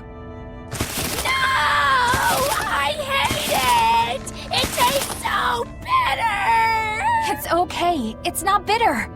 Your mom figured out a way to make it sweet, just for you. I don't believe you! You're lying! Lying! It's true. Here, see?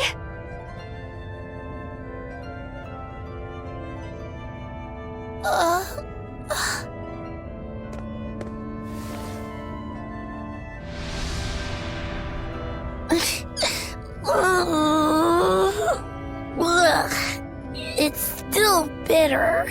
You lied to me. I know. I'm really sorry, Kamoana, but I had to.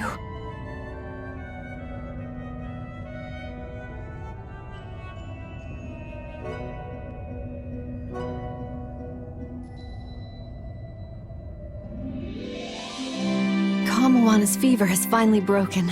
She seems to be sleeping soundly. Well, that's one crisis averted. Eleanor, I couldn't have done this without you. Thank you. I was just following your example. You're really prepared to pull out all the stops for her, aren't you? I am. I don't know how this will all end up, but it just feels like the right way. I may be weak, but as long as I can stay true to myself and live life as fully as I can, I figure my mom will maybe understand. You already seem pretty strong to me, Eleanor. Seriously? What could ever make you think that? It's the parts you don't think about that are the strongest. That doesn't even make sense. A mother's not ever going to be that hard on her child, no matter how they turn out. Mothers just want their children to be well and to live a happy life. I'm sure that's what yours meant for you. You think? Sounds right to me. If you ever become a mom yourself, you'll understand. I can't say I plan on it right now, but duly noted. Eleanor! What's wrong? Why is your face all red? Is it? It's just, you see... We're just having a little girl talk amongst ourselves. You're free to join if you like, though. What? No thanks. Sorry to interrupt. Maybe I shouldn't have teased him so much there. I may not be a mother, but I think I do understand. When I'm around Laphicet and Kamoana, strong or weak, level-headed or a little lost, it doesn't matter. All kids deserve to have a good life.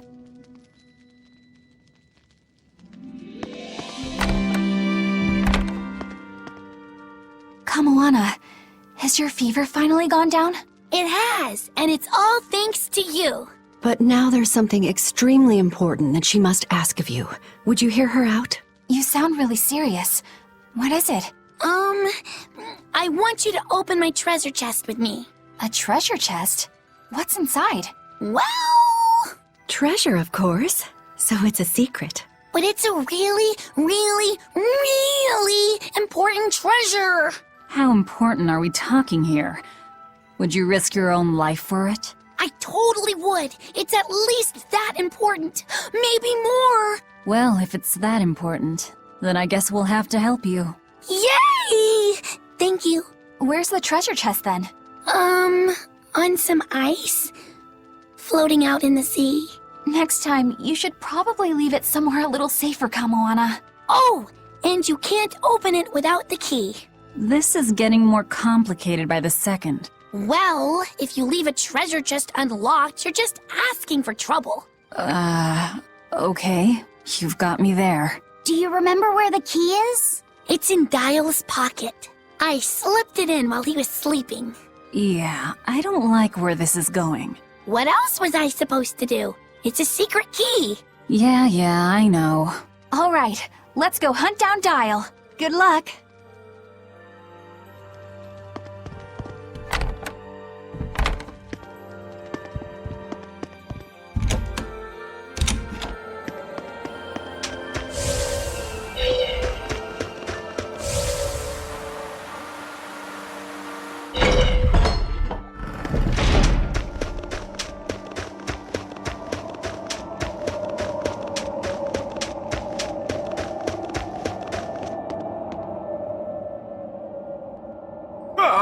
Why the hell did I have to be an old lizard? Why couldn't I be a salamander? Then at least I could breathe fire to warm myself up. Don't move, Dial. We're going to search you now. What? Why? I haven't done anything wrong. Today. No key. Figures. He must have dropped it somewhere. What are you all talking about? Kamoana says she hid the key to her treasure chest in your pocket. Seriously? Why me? I just figured that if anybody tried to steal it, you'd, bite them and stuff to protect it. I'm sorry I didn't live up to your expectations. Any idea where you might have dropped it? That's hard to say. Wait, it might have been when I was drying my shirt back in the inn. I think I heard a clink of some sort there. Wait, when it was drying? Don't you know to check your pockets before you do the wash? Come on, I'm a bachelor. You're expecting way too much from me. Well, I guess we should check the inn next.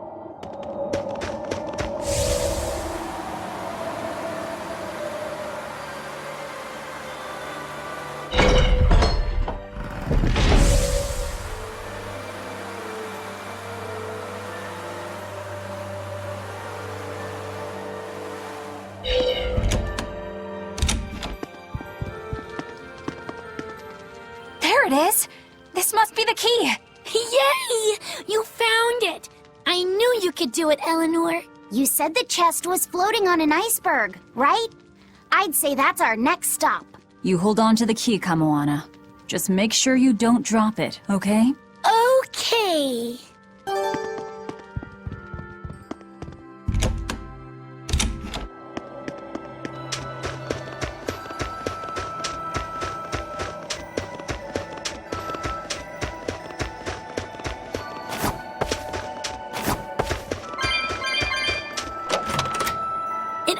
It opened! Good job, Kamoana! All right, so what's inside? Don't you remember?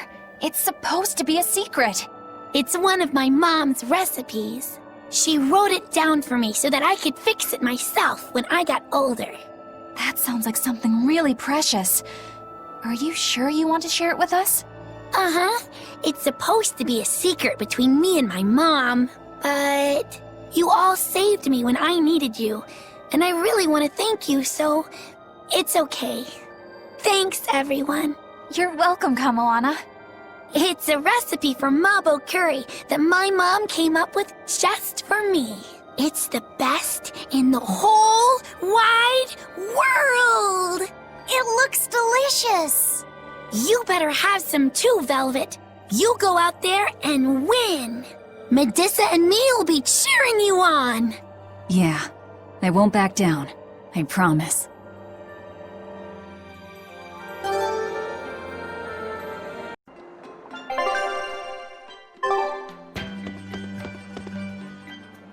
Hey, have you heard the rumors? People are saying there's a talking penguin around. I didn't know penguins could talk. It's true. 3 people have already talked with it near the beach at night. You don't say. We should totally try to capture it. It'd be a great addition to Magilou's menagerie.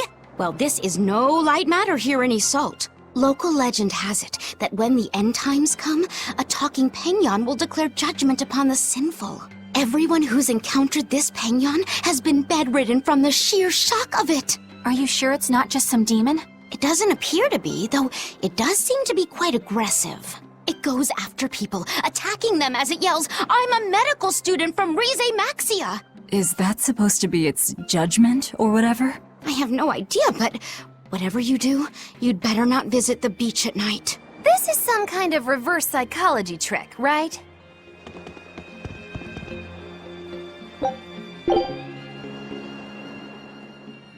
Ugh, I can't sleep. I think I'm going to head down to the beach and check things out. I'm with you. Some things just can't be avoided. You're going to look for that talking penguin, aren't you? What makes you say that? We're just going on a walk.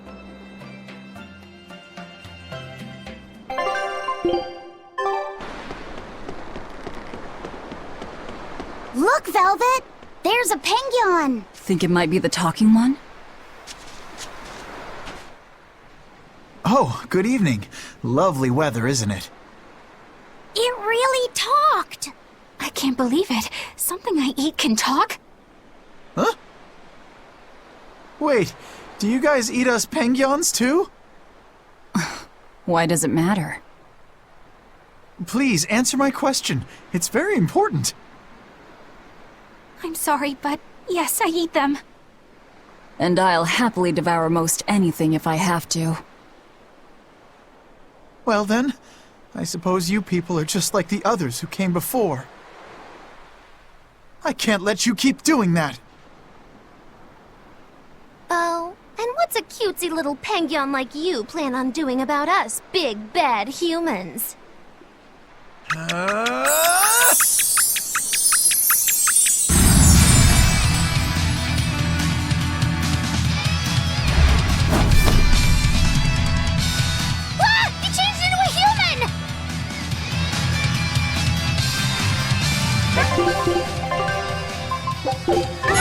What the hell are you? Sorry for deceiving you all, but I can't let you hurt any more penguins!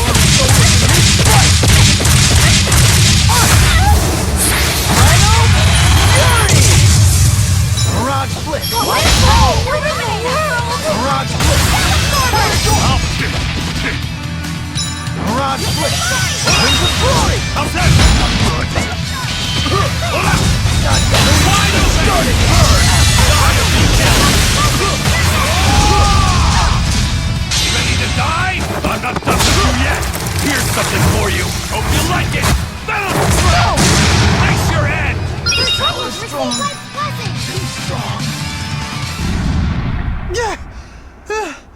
turned back into a penguin. No matter. Wait, why are you so intent on fighting us when you're outnumbered? I have to protect my fellow penguins from the likes of poachers like you. Poachers? We're not poachers, I swear. We just came here to see a talking penguin. Really? But then, why did you guys say you eat penguins? Sorry, I guess we should have explained more clearly. This one will eat anything. Yeah, sorry about that. And as for me, the only penguin I ever eat is what I buy properly at the market. We're not good people, but we're not those kinds of villains either. Oh, well in that case, I should apologize for jumping to conclusions and picking a fight. I just ran into some penguin poachers earlier, and I'm afraid I'm a little on edge right now. Those must be the other people who've spotted you here. They're all sick in bed just from the shock of meeting you. Small fries like them, I bet they'll think twice before they try to poach another animal. So, what are you then? Some special representative of penguin kind? No, I'm Jude Mathis. I'm a medical student from Riza Maxia. A medical student from Rize Maxia? It's in a different world from yours. Actually, I'm a human just like you all, but somehow I was flung into this dimension, and when I came to, I looked like this. So, basically, you're a human from another world, but when you came here, it made you turn into a penguin? This story of yours, quite a tale. The whole thing's pretty hard to believe. It certainly is. However, when I was lost and confused, the penguins here were kind to me and took me in as their own. I wanted to repay the favor to them since they've done so much for me. So you've been protecting them from any poachers who come. But don't you have bigger things to worry about right now? Looks to me like you're too soft-hearted. I get that a lot. Well, we've heard your story. But even if it is true, it doesn't sound like there's anything we can do for you. Don't worry about me. I'll figure out how to get home on my own, one way or another.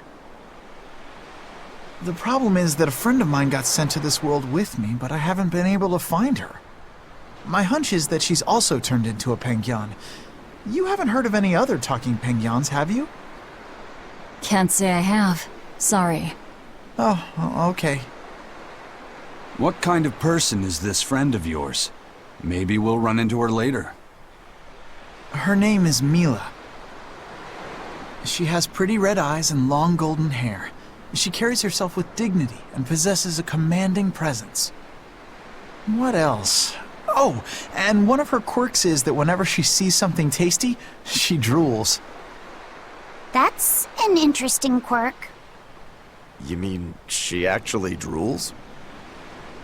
Also, she's known as the Lord of Spirits because she's accompanied by 4 summon spirits with command over the elements. Ooh, Lord of Spirits. How royal sounding. Got it. If we hear anything, we'll let you know. It may be hard, but try to keep your spirits up, Jude. Thank you all so much. I hope you guys get a lead on Mila. You care about her even more than yourself. Well, how do I put it? She's just a really special person to me, I guess. Fair enough.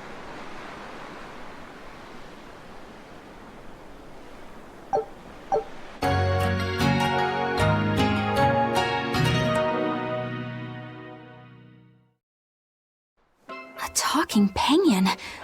I didn't dream that up, right? No, that penguin was very real. Or rather, it seems to actually be a human named Jude. He said he came from another world. No matter how much we see, life is still full of mysteries, isn't it? He's got guts, I'll give him that. It'd be nice if we could help him somehow. He's kind to penguins, too.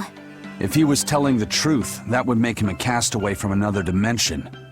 We seafarers always help out anyone who's adrift. Personally, I'm curious about this Mila girl, the Lord of Spirits. She might have a connection to the Four Empyreans, or even Inominat himself. Seems unlikely, but I suppose anything's possible. Just in case, I'll keep everything Jude the Penyon told us in mind.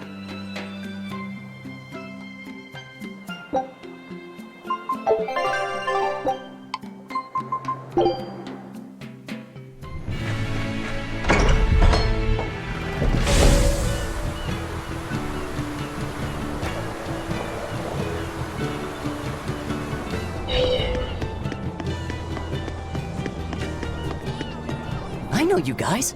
I heard you put a real dent in the Exorcist's strength. I take it you're a Bloodwing? Got any new information for us? With all the turmoil, there's a lot of noise out there. But I've heard one rumor that stands out. So there was this skilled Exorcist Praetor at the top of his game, yeah? Apparently, he got taken down by a Penyon. Oh? And how'd this Penyon supposedly pull that off? I know it sounds like I'm pulling your leg, but I'm serious! The Praetor said the Penyon attacked with arts of earth, water, fire, and wind. The four elements. That's not all. From what I hear, this Penyon sports red eyes and a golden coat. They call it Goldepin. Alright, so where is this Goldepin? The attack happened in the Figal ice caps. But I gotta warn you guys, Goldepin is said to be an ominous creature that signals the end of the world. Listen, I'm telling you this for your own good. Whatever you do, you'd better steer clear. Why would you say that? Oh, now we have to check this out. So it's a penguin with red eyes, a gold coat, and control over all four elements? That must mean... They're calling her Goldepin, huh? I've seen a lot of things out there, but never anyone who's mastered all four elements. Excluding myself, of course.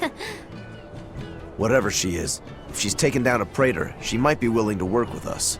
Or, you know, it could be a trap. This strengthens the case that she could be connected to the Four Empyreans.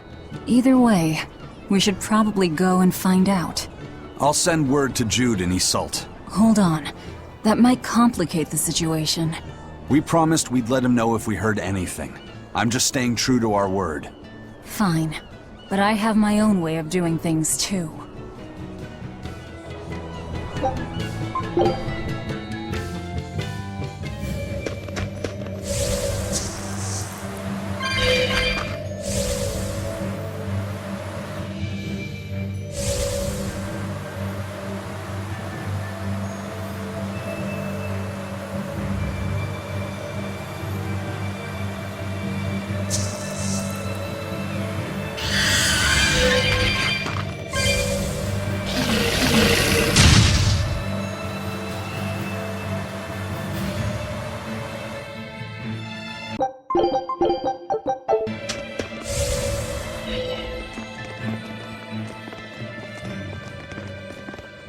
Look!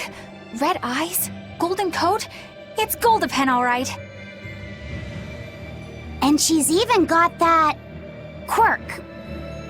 Be careful. If what we heard is true, she can use those four great spirits in battle.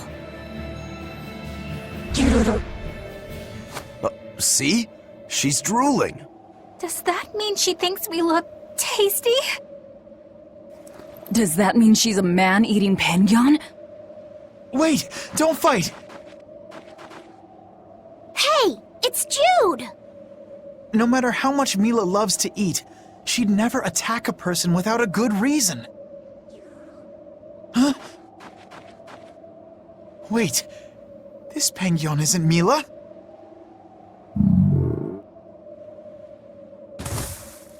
Are you all right?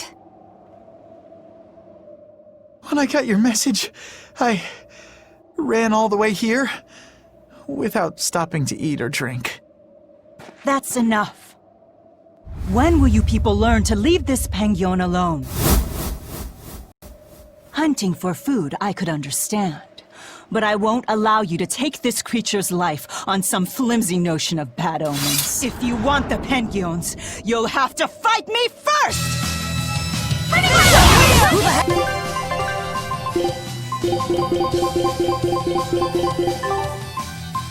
How are you? I'm Mila Maxwell, And Spiritualize! You wronged me! Here's your justice! Fight in order! I heard that!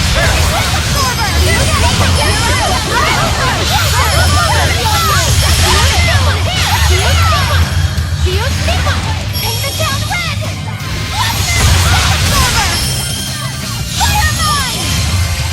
Fireball! I'll finish this! That is me!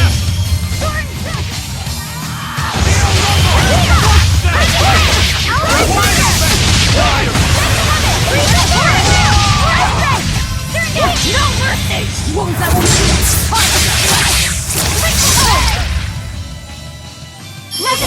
Illuminate us! Overdrive! Forget the pain and move! It won't end like this! Die! Illuminate us! Receive lightning on wheel!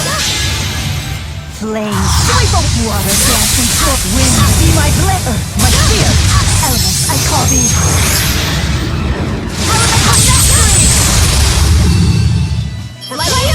Illuminate us! First stage! You're wide open! I was careless. You're strong. You know your way around a sword. As do you. I can see that Jude wasn't exaggerating when he called you the Lord of Spirits. Jude? Do you know him? I've been looking all over for him.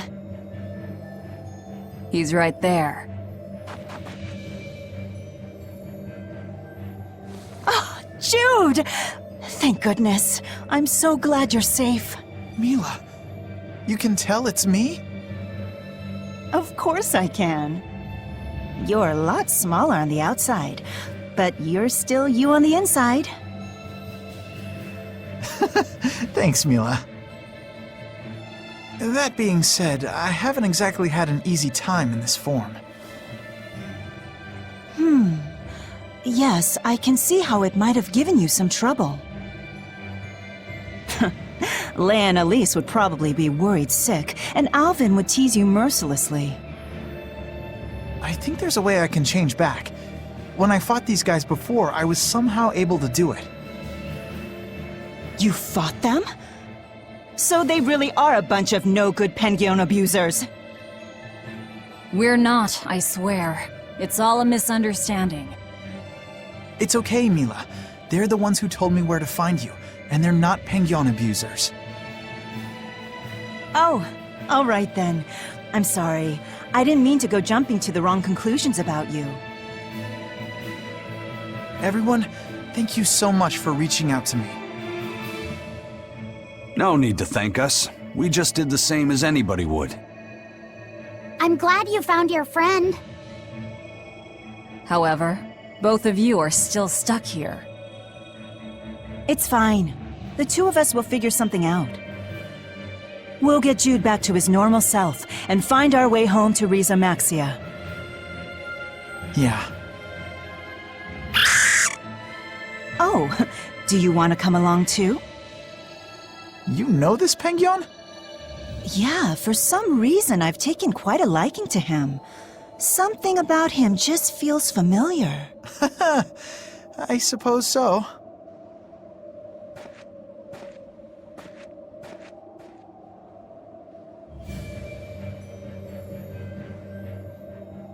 They're gone. Is it really okay to let them leave? What do you say, Eisen? Do you think Mila is connected to the Empyreans? No.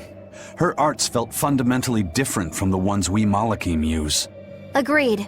I think I might actually believe they came from another world. In that case, we can let them be.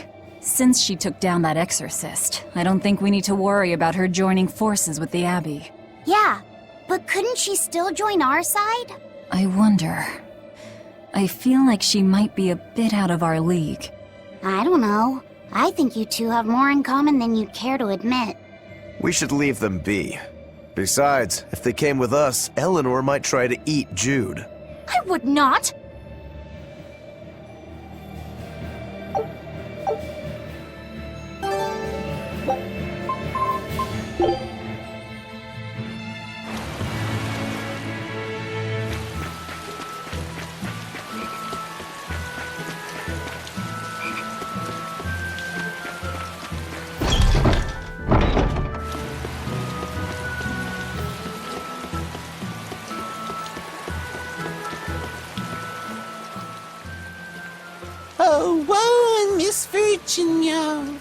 The Harbinger of the End has come to Norman Island, meow. The Harbinger of the End? What are you talking about? The Harbinger of the End is said to deliver judgment upon the world, meow. If he judges us bad, he will destroy us all. If he judges us good, he'll grant a single wish, meow. That's rather binary. Sounds like a man of extremes. Not just extreme, but all-powerful, meow. Whatever you do, you'd better stay away from Norman Island.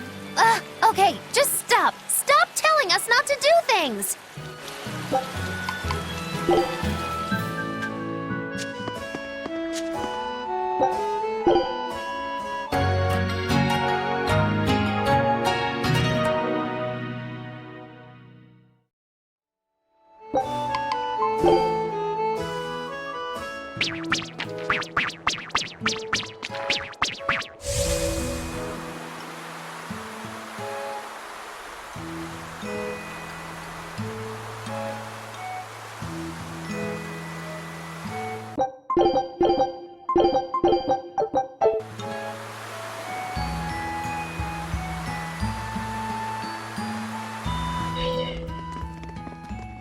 Oh, it's Jude and Mila. What are you two doing here? Is there any chance the two of you are the Harbinger of the End? No, we're not. But the Harbinger has entrusted us with his battle. The Battle of Judgment. The Battle of Judgment? You're not saying that if we lose to you, our world will be destroyed, are you? That's exactly what we're saying. This Harbinger of the End, did he promise to send you back to your world if you won? Look, we just have things left to do back in Rizamaxia. I'm sure you do, but we've got unfinished business here in our world, too. A girl and her pet? You really want to take us on? Not a pet. Magikazam! A human! What? I've never seen my little incantation have such an effect before! Such is the power of the Harbinger of the End. Perhaps now you see the gravity of this battle. You'll have to give it everything you've got if you want to beat us. In place of the Harbinger of the End? Let the battle of judgment begin! What are you two trying to do?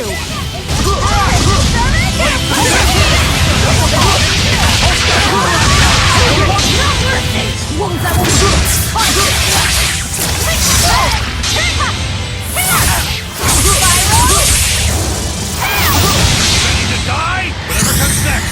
This is just the first step. To kill you. Howling dragon. Killing blast. Behold the arts of my ancestors. Onion style. Aaron. Telescope. Wide open.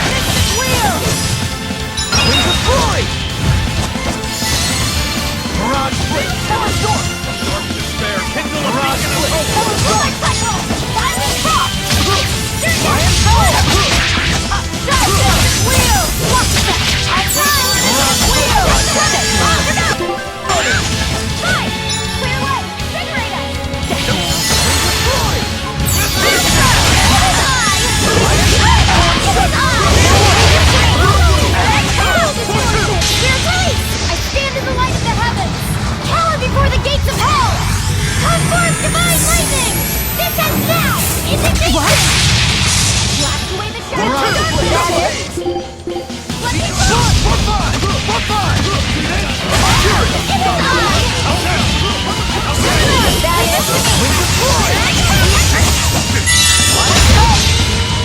My fist! My sword! And all creation will be one! Tiger Blade! Sigma!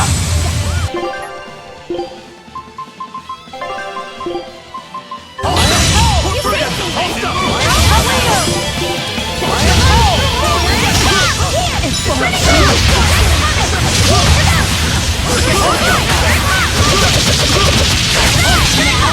Nothing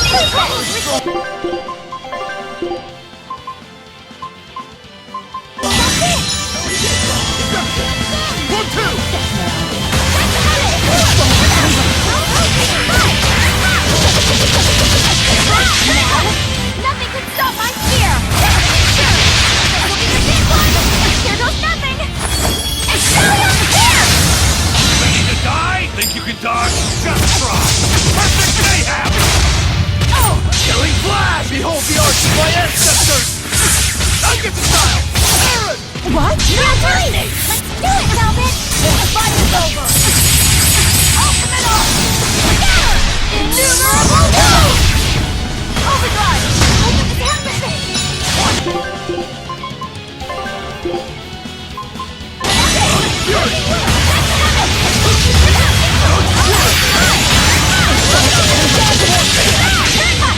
The light of my conviction will pierce even the heavens to strike you down! Got here, hit down!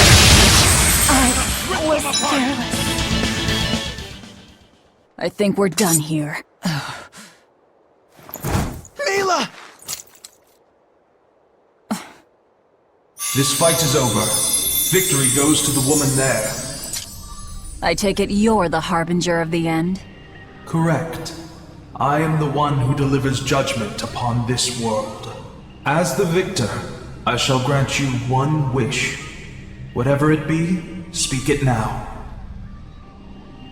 I want you to return these two back to their world. Why? You said you have things to do back home, right? That's why. Are you certain? I can grant you anything your heart desires, even the chance to turn back time and undo the past. No, I won't run away. Not from my past, and not from the wrongs I've done. That is my decision. Then the judgment has been dealt. I sense no malice in your will. As such, the world shall not meet its demise. Huh? You see, your answer was the true test of judgment. We were charged with drawing out your true innermost wish. Then the Harbinger's a fool. I'm the Lord of Calamity here. And what of it? Not all demons must be evil, and not all heroes must be good. Humans are complex creatures, as capable of love as they are of hatred, and committing sin as often as acts of charity. Goodness and malice are but two halves of one whole, the line between which is ever shifting. Well then, you're as bad as it gets. You were ready to destroy the world. Had the one who answered fallen under the shifting notion of evil. Indeed. But the good within that same single person carries the opportunity to save the world as well. That's a terrible gamble. No, I always believed it would turn out this way. Me too. I trusted you would all do the right thing in the end. Jude has good instincts when it comes to humans. That's too bad, because I'm not a human. You're not? Well, that still doesn't really change anything. No matter if you're a human, a spirit, or a demon lord. Yeah, that doesn't matter at all. Come, I have kept you two away from your world for far too long. It is finally time for me to return you to where you belong. Huh? Golden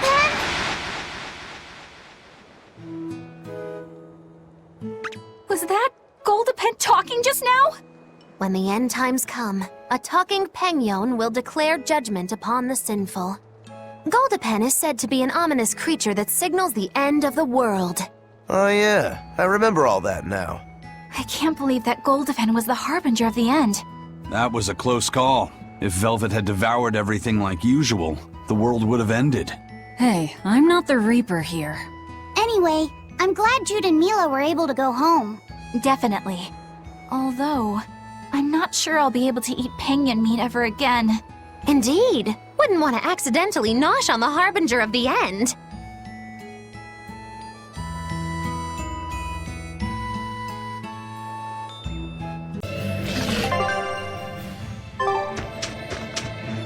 Look, there's something growing all the way out here. That is one gutsy flower. It's a princessia. That's quite an elegant name. My sister loved them.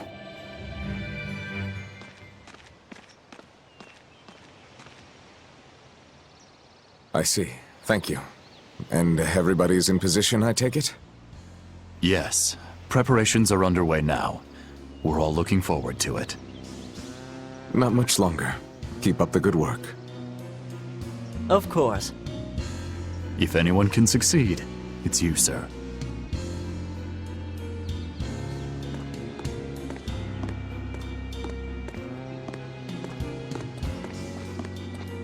The time is nigh, Celica. Time to do what needs to be done. For you, for him, for everyone. Is something the matter, Velvet? Oh, no, I just didn't want to disturb you. Perish the thought. You're not disturbing anyone. She's your sister, too. I know, I just figured that, well, she loved you the most out of all of us. And that, you also loved her more than anyone else, so... Velvet, there's no ranking among family. Celica, Laphicet, you're all very important to me. Yeah, you're right. It's almost the anniversary of her death. I better go to the Cape and pick her a princessia. That's a good idea. I'm sure that would make her happy. Yes. I really hope it does.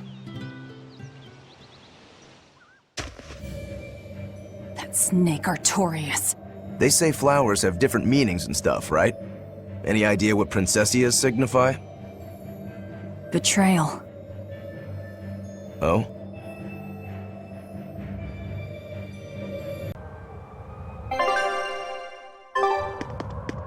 Both the opening and the advent began here. This is where the me before I was born died. And it's where Lord Artorias sacrificed Velvet's brother. The former leader of the Exorcists and Melchior searched high and low for the resting place of Inominat, the nameless Empyrean. No wonder they never found it. Who'd have thought he'd be sealed away out here in the middle of nowhere? And these patterns. They're similar to those I've seen in foreign temples, built during the era of darkness. That's some good camouflage. I doubt Artorias realized the true purpose of this shrine until he witnessed Inominat's power firsthand. Maybe. Hey, can we seal Inominat back in here? No, we can't. I can't detect even a trace of the original seal's art. Me neither.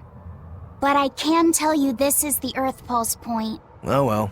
If a cat's already out of the bag, it won't go back in. Believe me, I've tried. Even if there was a way to seal him here again, I wouldn't do it. I want to settle things with Inominat my way.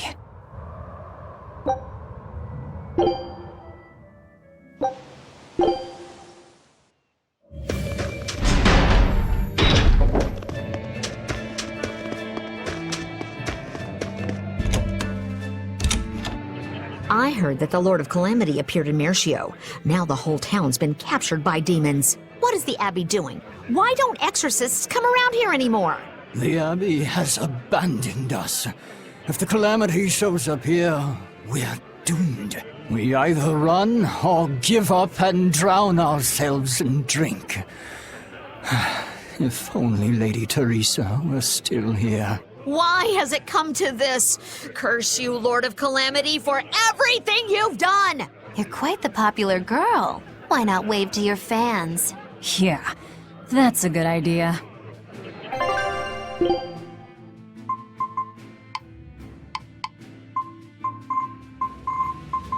I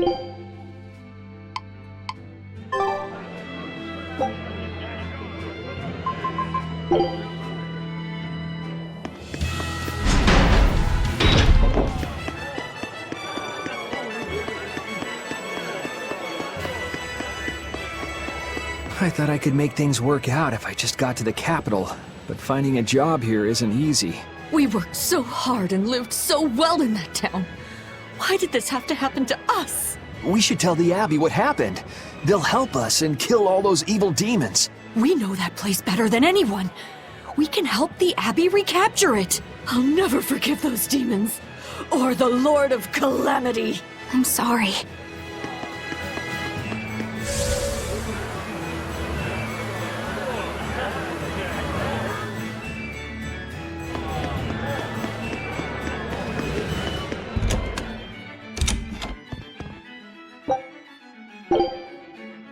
Velvet! Let me in this instant! You can't come in. And if you do, I'll eat you. It's not just your room, you know! You took an oath to obey my every command if you lost our fight. And I'm commanding you to wait just a little longer. What are you doing out here in the hall? I left to go out on a little errand, but when I came back, Velvet shut me out of our room. I've been standing here for over half an hour, but she seems no closer to letting me in. I don't know what to do. Any idea what she's doing inside there? No, I don't have a clue. All I can tell you is that sometimes I can hear something like deep breathing and soft moaning. Well, she must be doing something in there she doesn't even want a fellow woman to see. Something she doesn't want seen. Do you think maybe she's weighing herself? Even if you allow for getting undressed and then dressed again, there's no chance it takes half an hour to weigh yourself. Could she be putting on makeup? I've been yelled at for barging in on that before, although not by Velvet. That's just because you're a guy. I hardly think Velvet would have a problem with me saying that. This is no time to just stand there lollygagging, kiddo! Velvet is obviously in great danger this very minute! Her life is hanging in the balance! She's right! You know Velvet, never letting her weaknesses show! She probably kicked Madame Eleanor out because she didn't want anyone to see her in such bad pain! That would explain the heavy breathing and moaning, too. Now that you mention it, right before I left, she had a stiff expression and she did not look well. Well, kiddo, are you going to abandon her in her time of need? The moment to test your mettle has come at last! Test my mettle. Will you go in there or won't you? The fated decisive hour has finally arrived! Velvet! What is it, Fee? Huh? Well, I thought you might die. So I... Seriously? A little cleaning isn't gonna kill me. But you were looking pale, and we could hear you breathing strangely and making weird sounds. I don't think I was breathing strangely. Then what was that noise? It sounded like... When you're cleaning glass, you breathe on it first, don't you? Then what about the moaning? The inn has this room cleaned regularly, but they missed a lot of the details. When I looked at the cups, I saw they still had tea stains from whoever drank out of it last. That's enough to make anybody moan in disappointment. Oh, I see. But if you told me you were cleaning the room, I would have offered to help you know. Everyone has their own unique way of cleaning things, so in the end it's just faster to do it myself. My sister had her own ways, and I'm sure you do too, right? Yeah, I guess so. Anyway, I'm finished so you can come back in again. Whew, what a relief to have that all done.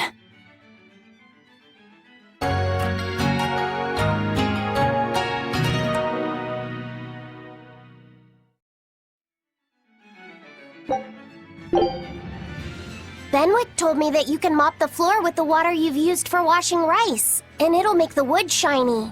Is that true? It is. Not only does it get the floor clean, it'll put on a layer of rice bran oil at the same time. 2 birds with 1 stone. Wow, that's awesome! I didn't know that. Yeah, rice water has a lot of uses. The first time you use a new earthenware pot, boil rice water in it, and you'll extend its lifespan. And if you use it when you're rehydrating dried fish, it'll tenderize it and take away the fishy smell too. And if you water plants with it, it acts as a fertilizer. It's really useful stuff. Wow, look at you, Velvet. Maybe I could see you with a family after all. You don't have to act so surprised. Still, I've never read that in any of my books before. How did you end up learning all that? I learned from Celica, who learned it from our mom. It's just been passed down across the family. Wow! What else did you learn from your sister growing up? Celica taught me everything our mom knew about cooking, from the basics to more advanced techniques. Speaking of which, rice water is really useful when cooking, too. If you use it to boil radishes, it'll get rid of their bitter taste. When you use it to boil bamboo shoots or burdock roots, they'll soften and take on a nice white color. My mother taught Celica that anyone who threw away rice water wasn't qualified for housework, and my sister passed it on to me, too. You know so many cool things! When I needed to make When you need to make a child eat their vegetables, it'll go over better if you can cook them tender and not so bitter. I bet you'd make a pretty good mom one day, Velvet. You really think so? Actually, since you're here, Bienfu, I have to ask. Those are discarded vegetables on your tray there, aren't they? Yeah, but they're just raw scraps left over from cooking. I was on my way to throw them out just now. What are you talking about? That's all still good stuff you can use. Look at those radish leaves. Dice them up, fry them in oil, add soy sauce, cooking wine, bonito flakes, and sesame seeds, and voila! A perfectly healthy topping for rice. And that potato skin? If you wipe the inner side on a mirror, it won't fog up. Put some salt on those lemon rinds and you can use them to scrub a wash basin sparkling clean. Holy cow, Velvet! You're a treasure trove of knowledge. You know what's been bothering me? These pirates are way too wasteful with their food. They leave so much garbage. You might be getting a little carried away here. Yeah, I think you've made the jump from potential mom to bothersome in-law.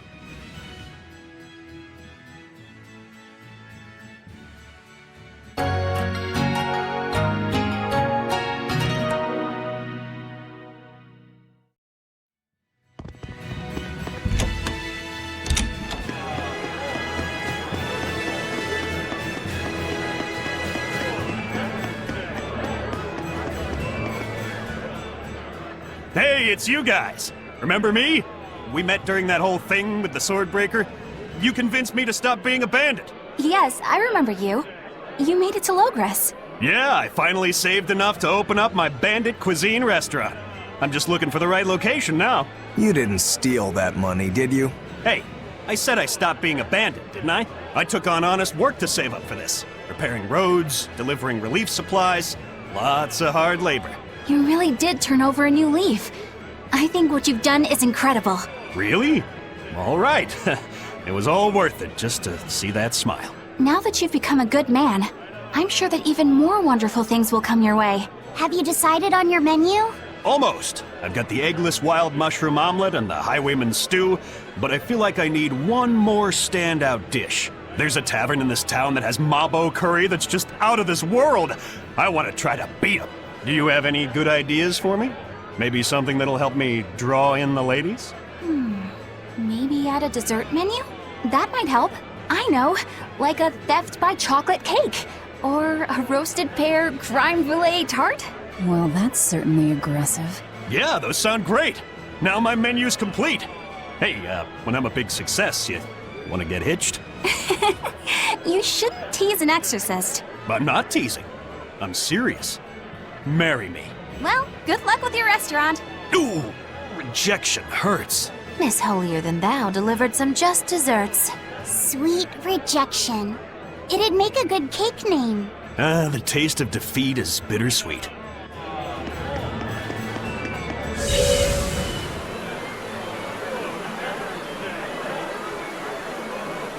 The Lord of Calamity has brought fear to the entire kingdom. Grim whisperings echo through the streets in every town. It's gloom and grief all around. So many people at church have lost someone close to them. But it is in the saddest times when smiles are most needed Dark expressions cast dark shadows. Smile in the face of sadness. Now that's a real man. That old guy knows what's what. I'm not saying you need to make light of everything, but try to leave a little room for joy in your life. Like when you eat good food, or see a beautiful flower. Or even this fountain. Water wells forth, a symbol of hope. Even though life may be hard, I keep at it. I work hard so that this fountain never runs dry. And I'll help you maintain it, so that it stays a place where people can come to feel at ease.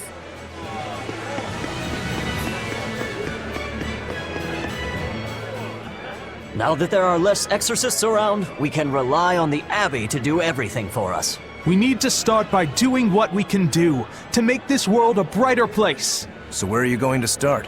With everything as harsh as it is now, people feel like they need to sacrifice excess and live frugally.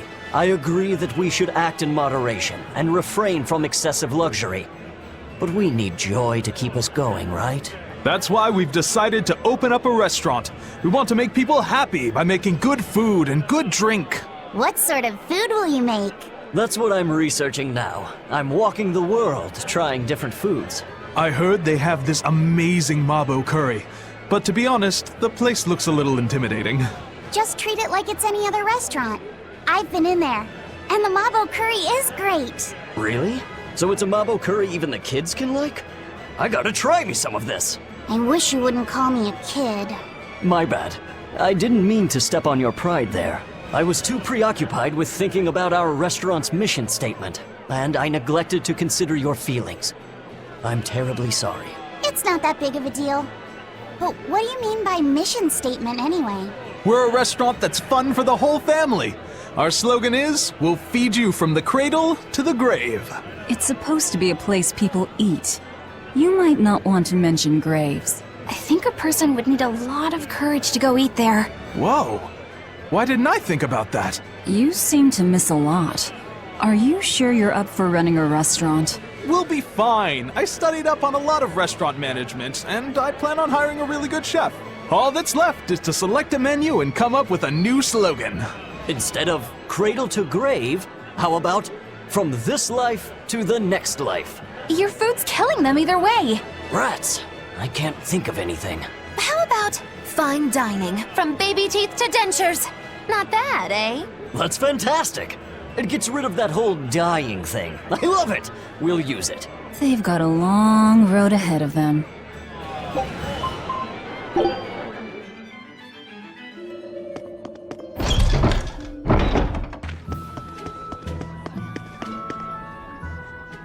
You there with the big sword. You've got skills, don't you? How can you tell without seeing me in battle? I'm just a mere swordsmith, but I've known all sorts of swordsmen.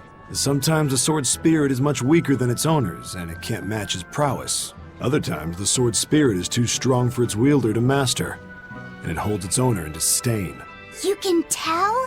Even if someone doesn't draw his sword? Not always, but sometimes. In his case, it was easy. His spirit is in perfect sync with the one residing in his blade. Really? I never thought about my sword that way before. I'm sure whoever forged that sword is glad to have a man like you wield his work. I'd love to meet a swordsman to whom I could happily entrust my work. But first I need practice. I've got to sharpen my skills and my spirit. Good luck! Thanks.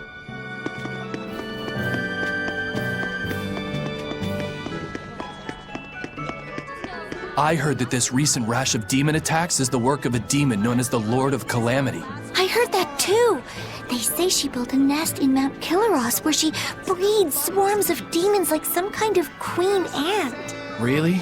That's not what I heard. I heard she's a giant, hideous hag with the head of a dragon and a mouth with gnashing teeth in each hand. I think they just called you a hideous hag. Mouth hands? Oh, how ghastly! That's not all. Those mouths spew forth clouds of toxic gas. Any human caught in it turns into a demon. Wait, is that where demon blight comes from? I couldn't say. It's just a rumor after all. But I haven't even gotten to the crazy part. This demon has a familiar, a short little thing that uses a huge board to create winds that spread the demon's poison. Rumor says that the nasty little creature takes the appearance of a trickster magician and is actually the demon's true form. So some short little monster has caused all of this?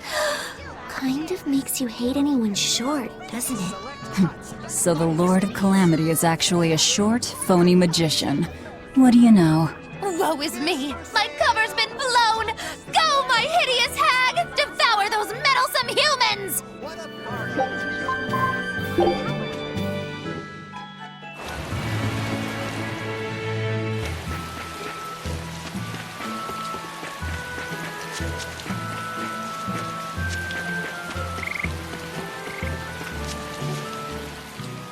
Is it true that more demons are appearing in other towns?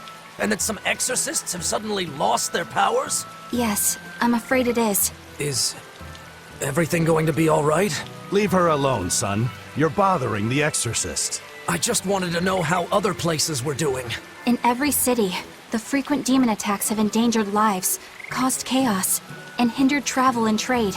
Farms have been hit hard, and harvests are delayed. It's certain that there will be food shortages before long. I thought as much. Well then, that settles it. Settles what? I'm going to plant an orchard and some vegetable fields. We've been lucky. We've been spared the worst of it. Also, the soil here is rich and suited for farming. I can't fight the demons, but I can help stabilize the food supply. I want to do what I can to help. That's wonderful to hear. I'm rooting for you with all my heart. You know, if you're starting a farm, you're going to need someone at your side. Would you please stop bringing that up? No. If you're serious about this, I want to do everything I can to find you a match. So on that note, how about it? He's a good boy. You don't have to marry him right away. You can take it slow. Sorry, I'm kind of married to my work. A shame. Well, what about you? The scary girl over there. Who are you calling scary? My apologies, miss. Hey, aren't you forgetting someone? No way! I mean... love? Marriage? That's not important right now. Besides, I have a date with these saplings. He chose a tree over me.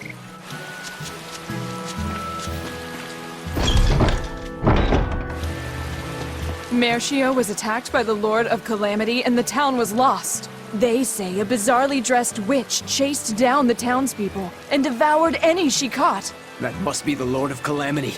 She dressed as a cackling witch to toy and torment us humans. That monster! They say she wore a black cloak, a big hat, and rode a broomstick. She jeered and jested at those she caught. So, a demon impersonated a witch and hunted humans, huh? What happened in Mercio really got twisted in the telling. That's the grapevine for ya. But that aside, this is unforgivable. I'd never use a broom or wear a black cloak. It'd go against my superb fashion sense.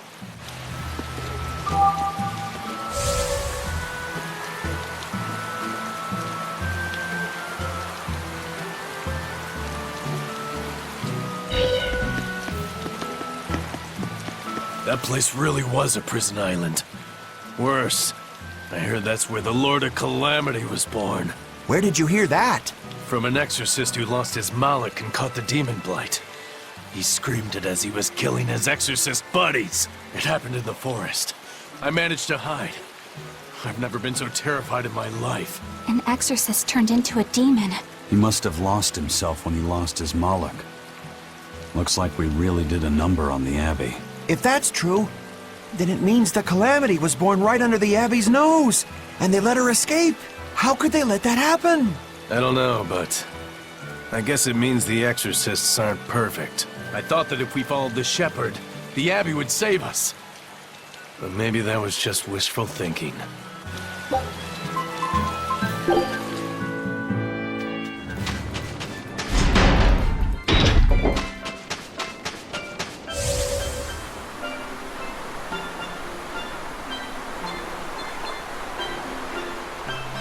Another day without a wild penguin sighting.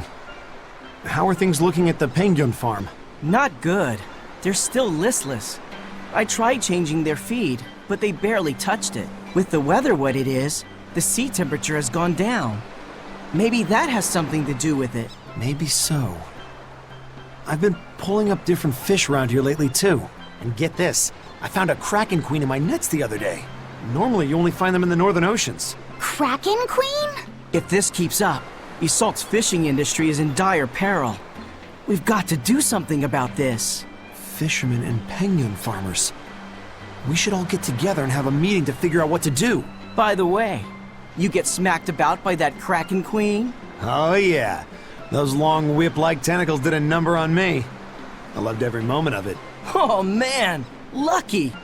I should take the boat out tomorrow, see if I can catch one. I still don't get it. But as long as they're having fun.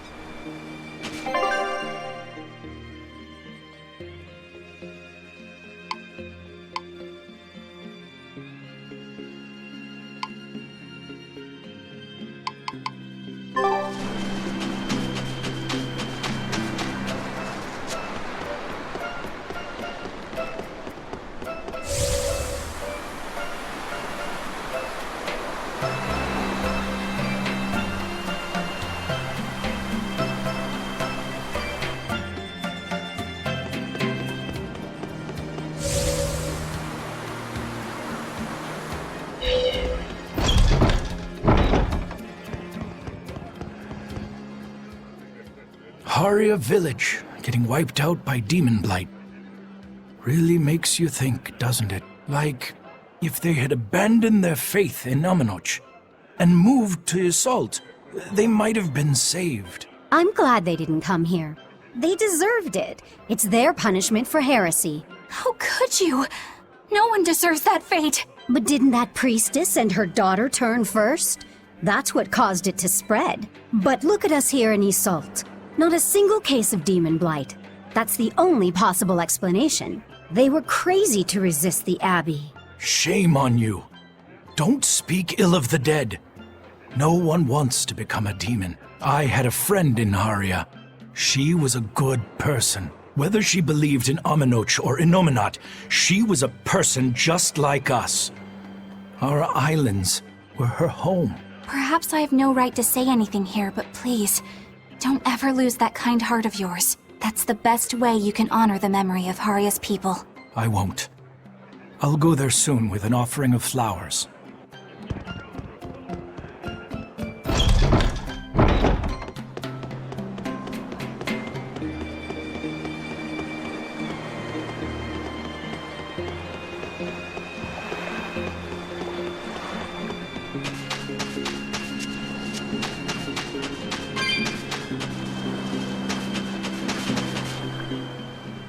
I hear there's one really passionate Lady Teresa fan in Helives. But I'm not going to lose to a poser like him. Lady Teresa's true allure isn't in those frozen eyes. You can't say you understand her if that's all you see. But I do. Only I understand her true appeal. Do you want to know what it is? Well, I don't think I really care. Do ya? Huh? Of course you do. Okay, sure. Well, if you insist, I'll tell you. Teresa's true allure is in that tinge of sadness hidden within her lovely face. Even when she's smiling, there's a touch of melancholy that never leaves her. It's like her heart is somewhere else, somewhere distant. So where is it? With her love, her true love, the true love she's yet to meet. How tragic! She suffers, lamenting the love she cannot find, yet doesn't realize that the very man she seeks is so near. That's why I watched over her so dearly. And then it happened. It was a day I'll never forget. What happened? She was off duty, frolicking in the waves by Maclear Beach. That alabaster skin, how pure she looked in her swimsuit. This guy is really, really creepy. Yeah, seriously creepy. Hey, what's with that cold look? I feel bad for Teresa.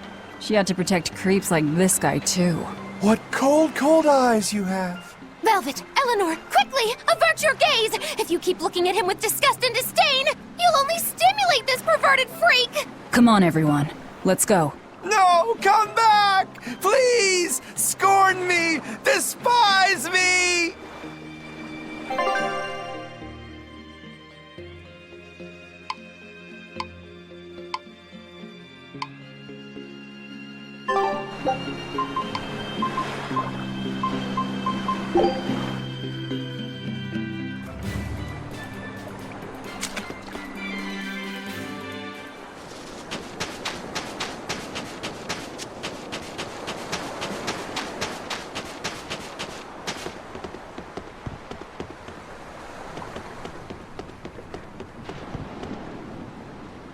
I moved here from Isolt. I couldn't just abandon Amenoch's temple. But the Abbey and Inominat are important to me too. It's not like I'm rebelling against them. I just think that these traditions and beliefs are part of our island's heritage. We have to honor them. I think that's wonderful. But aren't you worried about the demons? I asked the exorcists in Isolt for help. They said they couldn't station anyone here immediately, but they would send frequent patrols. That's pretty tolerant, coming from the people who banned Amenoch worship in the first place. Those who served under Lady Teresa have a strong sense of justice. They'll protect everyone, regardless of belief. No one has heard from Lady Teresa for some time now, but her people are trying to carry on her ideals.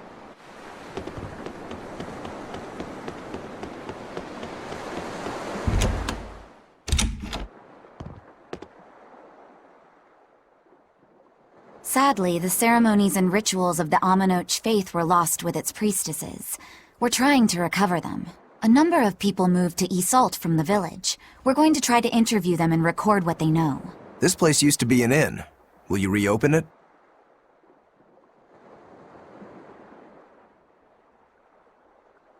I studied Southgand history and am especially interested in the history of local cuisine before Midgand took over. Since some ingredients can only be found here, I thought I could help out with the inn while practicing the traditional recipes. What sort of dishes will you make? Tropical moussaka, southern-style mango fried rice, papaya sukiyaki, some other stuff too. I can't imagine what those would taste like. Me neither. That's why I've got to use local ingredients to further my research. I don't know how long it'll take, but one day I hope to perfect these recipes and serve them at this very inn.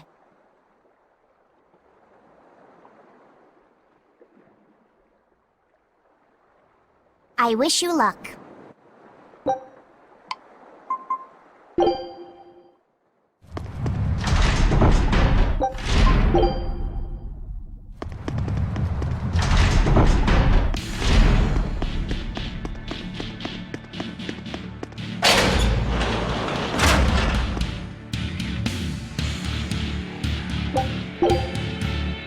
How many times do I have to tell you? You just don't get it! You're the one who doesn't get it! You're just making a lot of trouble where there shouldn't be any, old man! What did you just call me? Say that again, I dare you!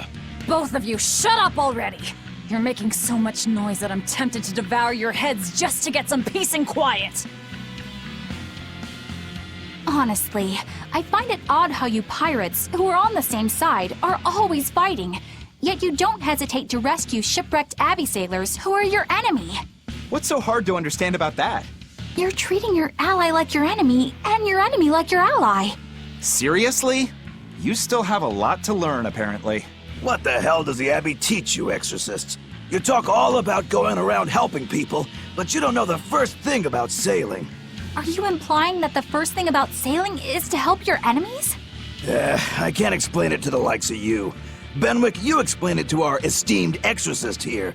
Well, you see, when somebody out at sea is in trouble, we don't refer to them as allies or enemies. You might think nothing of being aboard a ship, but take a moment to think about how vast and deep the ocean is. Now imagine if you weren't on a ship, if you were out here alone. Sends chills down your spine, doesn't it? I guess I can't argue with you there. Out on the sea, even just a single board of driftwood can mean the difference between staying afloat and succumbing to the depths of the water. That's why even when we raid and sink a ship, we pull up anybody who took for the water, and we bring them aboard. I know it sounds hypocritical to attack someone's ship and then rescue them out of the water, but that's just the way things are on the sea. You pirates are an interesting bunch. Plus, if the people we rescue end up getting another ship, we can attack them again and take all their new loot. You don't go and kill every last prickle boar in the forest, or else you won't have any more to hunt later. It's the way of the world. And my faith is gone. Alright, but why were you two fighting to begin with? Oh, right, that! I remember why. Benwick here came up and started squeezing lemon juice on the perfectly fine fried chicken I just made. Who wouldn't do that? It's normal. The way you drench it takes away all the seasoning and complexity of flavor that I worked so hard to get right. No way! You have to at least put that much on, or it's not worth eating at all. Oh, forget about the chicken. Who wants to douse these two in a bucket of water instead? Make it ice water.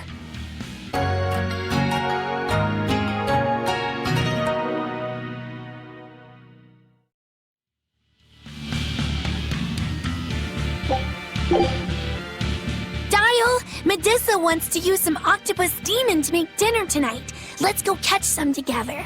Okay, sure. We can go as soon as I'm all done here. Okay, but hurry! You and Kamoana seem to have become really good friends. Yeah, I guess she's really latched on to me. I think it meant a lot that you protected her when we were attacked at Titania. She told me that lizards usually feel cold to touch, but that you have a warm heart deep down. That's not me at all. I'd have run away if I had my tail back, but I'd already gotten surprised and dropped it. So what else could I do but fight? Oh yeah, I guess you'd lost your tail, hadn't you? Has Kamoana stopped trying to scare you after that? It looks like it, yeah. Long enough for my tail to regrow again, at least. Oh, it's back! I didn't see. Boo! Ah! Oh no, his tail! Kamoana, sweetie. You know better than to scare Dial. But he's being so slow! He kept me waiting too long. But... I'm sorry. It's alright. It'll grow back again. And besides, lizard tails make the best bait for octopus demons. I'm sorry I kept you waiting. Now how about we go catch us some dinner? Yay! Let's go, Dial! Let's go!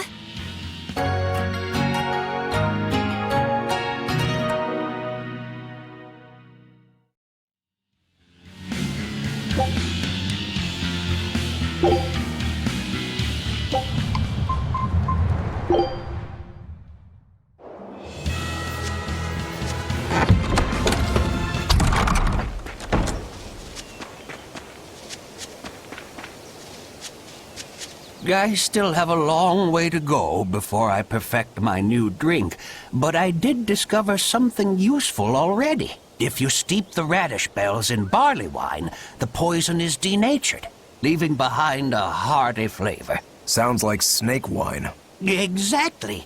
That's where I got the idea. So, can I get a taste of your new concoction? Don't tell me I have to wait 50 years for this one, too. I just started brewing it up. It should be ready after the summer. But my intuition is telling me to let it sit for 4 years. In that case, we'll come back next autumn. Make sure to save enough for 2. Nah, 2 won't be enough. I want to treat the whole crew. How much can you make by then? I've already prepped 3 large barrels. If I push, I could probably ready another 7. Great. Make them. I'll pay for all 7, and we'll split 5 barrels in the autumn. What? And we'll come for the other 2 in 4 years' time. Right, Eisen? No. We'll only take 1 more. The last one is yours to sell as the town's specialty. Oh, thank you. I'll make sure it's delicious. Looking forward to it.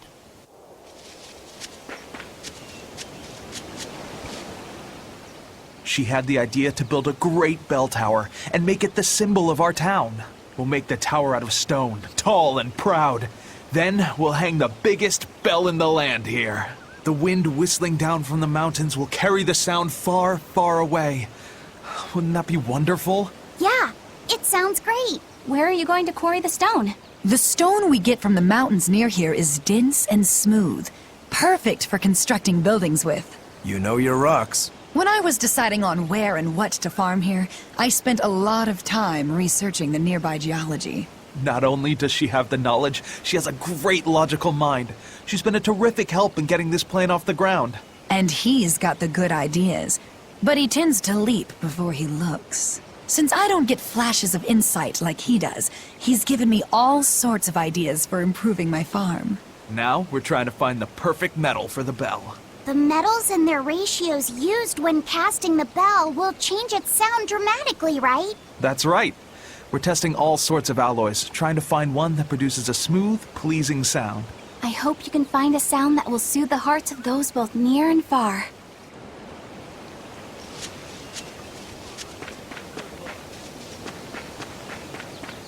Every time this time of year comes around, I can't help but think back on that terrible accident. Can you tell us about it? This was all quite a long time ago, but a carriage transporting suspects to a heresy trial fell down a ravine.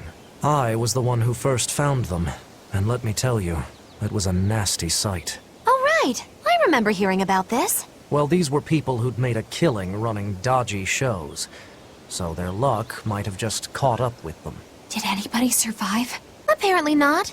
But I heard there was one body they never found. Right. She was a girl they'd made a part of their show. I heard they really abused her and forced her to work for them. I hope she managed to escape, but I don't know. There were rumors that a strange spirit saved her life. As if anyone could believe a story like that. Yeah, I heard that too. But the crash happened in the deep mountainside wilderness. It's much more likely that she was eaten by a beast. I'm surprised you know so much about it. It happened when I was still young. Exactly how old are you, Magilu? As old as my tongue and a little older than my teeth. From your reaction, I can at least tell you're not my age.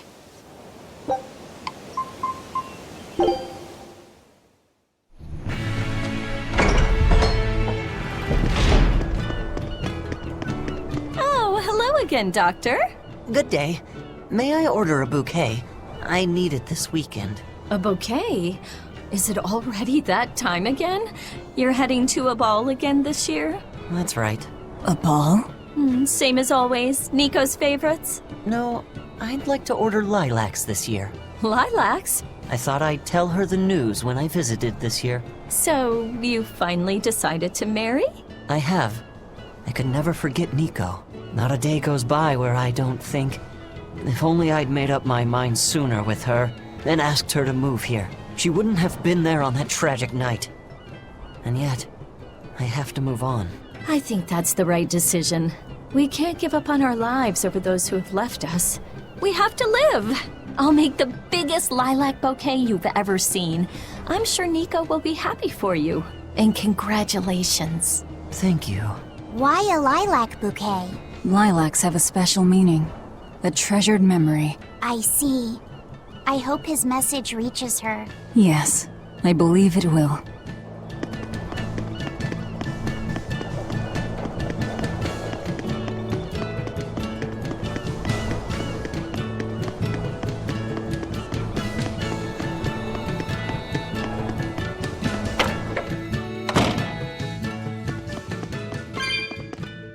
People have been saying that the Lord of Calamity destroyed Mercio, but do you know anything about what happened? Well, Mercio wasn't destroyed. It was more like taken over. All the people were driven out. How are other towns holding up?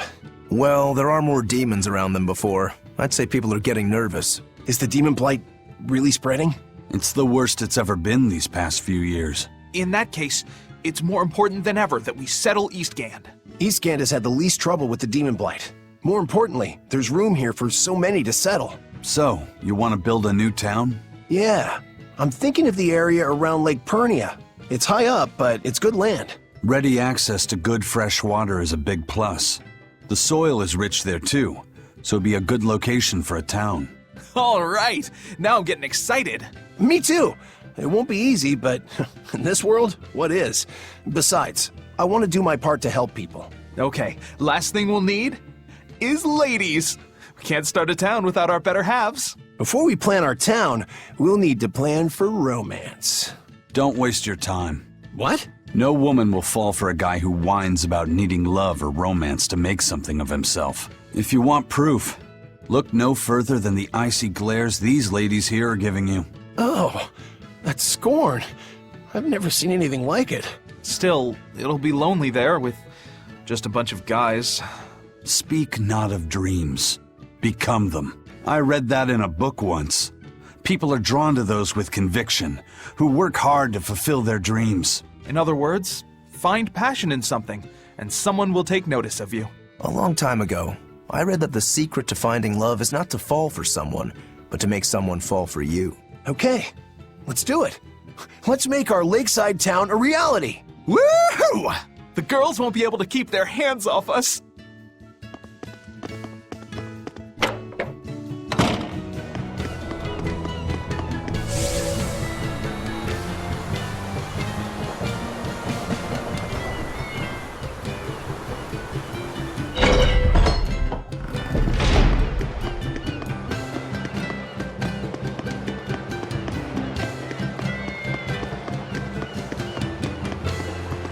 Is the world gonna be destroyed by the bad guys? By this calamity monster?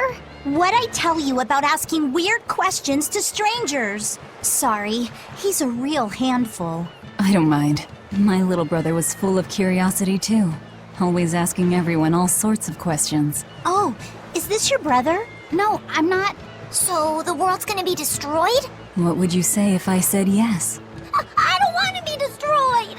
I want to be a pirate and explore the world, and I wouldn't be able to have my sister's meatballs anymore! So, what will you do about it? I'll stop that monster! I'll protect my sister! Then you'll need to get stronger. The Lord of Calamity is really tough. Stronger than a demon or a dragon? You bet. But you'll still fight her? I will! Good answer.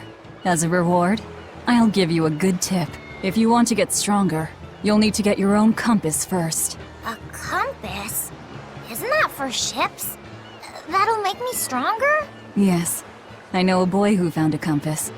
With it, he traveled the world and got really strong. Wow. I'll find the compass and get strong too!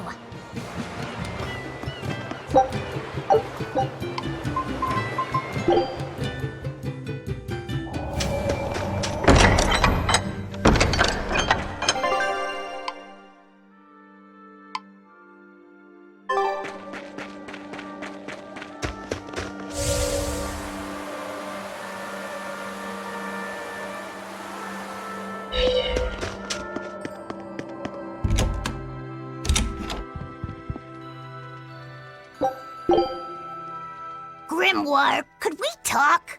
You sound so serious, like it's the eve of the final battle. Well, isn't it? Can't you let yourself get caught up in the moment for a change? Getting caught up in the moment is for young, foolhardy lovers. So, what is it you want to talk about? I just figured I should drop by since, well, like I said, the final battle with Inominat is coming up and all. Ugh, you're talking like you're saying your last goodbyes. It's just that we're up against a lot. Even Miss Moggy doesn't know what the future holds for us, and she almost always has that stuff figured out. Whether she has it figured out or not, it is our lot in life to follow our vessels and fight to the very end. That's what I've always thought, so I just dealt with Miss Moggy craziness up till now. But she's never thanked me for it. No, good job, Bienfu. No, I'm glad I'm your vessel. Not even something like, I'll introduce you to a cute girl when it's all over. It'd be nice to hear a little gratitude from her, even just once. Surely you know she's not the type to do that sort of thing, though, yes? That's all the more reason to want just one brief glimpse at who she is underneath. If you're so unhappy, it's not too late to switch back to the Abbey's side and become an informant again. What's the point in that? I don't know anything they'd want, and they wouldn't have any use for me there. So you lack confidence in your own abilities. Miss Moggy has let me come with her wherever she went, and her talents have gotten us this far. But now that we have to fight Inominat, I'm worried. I don't know what use I can be for her, or if I can keep her safe. But you'll still go, won't you? Yeah, of course! Or else my name isn't Norman Brave! See, you can do this. You've been keeping Moggy safe this whole time. With all the emotional pain she's been through, she's needed someone as thick-skinned and tenacious as you. She may talk like she doesn't care, but she wouldn't have tracked you down and renewed your pact if she didn't. When you put it like that, bien! All right, you've convinced me. That's right. You just trust in old Norman therapist's good advice. It won't steer you wrong. Wow, I'd have never expected you to actually make a joke like that, Grimoire. I just thought I'd get caught up in the moment like you wanted. Ah.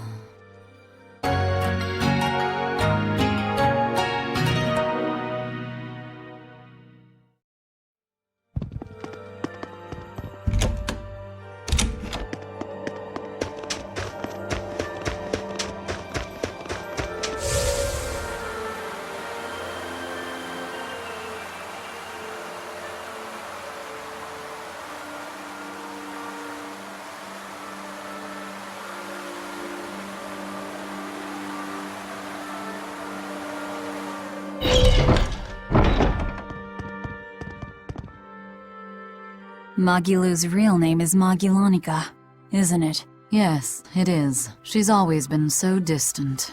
Distant? What makes you say that? She's always had strong resonance and was able to see us Malakim from the day she was born. But her family thought her powers were creepy, and they abandoned her while she was still just an infant. That's terrible. So she got picked up by that crooked troupe that put her in their freak show. Yeah, that was when she caught me. When I got caught up in her life. It's hard to imagine how painful it must have been. A little girl forced to the stage, made a source of amusement and revulsion and hate. You can see why she'd want someone on her side, even if that someone was Bienfu. Hey! But she managed to get away, right? After the accident? Well, that accident was set up by Lord Melchior. What? Is it so hard to believe?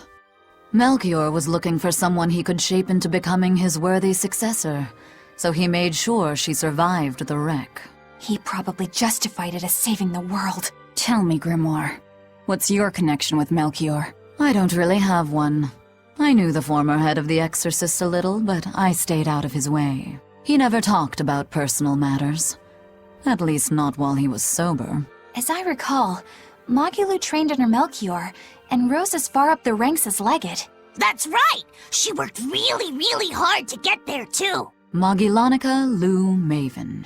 When Melchior adopted her and gave her his last name, that was the first time she really felt that she had a home. When she lost that name, she was devastated. She failed Lord Melchior's last test, and he just discarded her like an unwanted toy. She was an empty shell of a person when Bienfu brought her to me. Magilu stayed with me for a little while, but then one day she left without warning. As for what happened next, well, you probably know better than I do. Yeah, I guess we do. I'd ask you to look after her, but I know how that would go. It'd have to be a pretty cold day in hell. I'm sorry I talked about your past behind your back. It wasn't my place to say. It doesn't bother me. You were talking about Magilanica, and Magilanica might as well be dead. But while we're on the subject, may I ask just one question? It wasn't failing to hold up against Melchior's art that broke your spirit, was it? It was when you realized that he no longer considered you his daughter. Who can say? I've left my life as Magilanica behind me. I'm not her anymore. I'm the evil witch Magilu who fights alongside the Lord of Calamity! Well, wherever you go, Miss Magilu, I'll follow you as long as I live! Well now, Bienfu, you think you can get away with talking about me behind my back? Huh? Why do you only care that I did it? What about the others? Yours is not to question. How could I forget how mean you are? I'm glad you finally found a place where you can belong.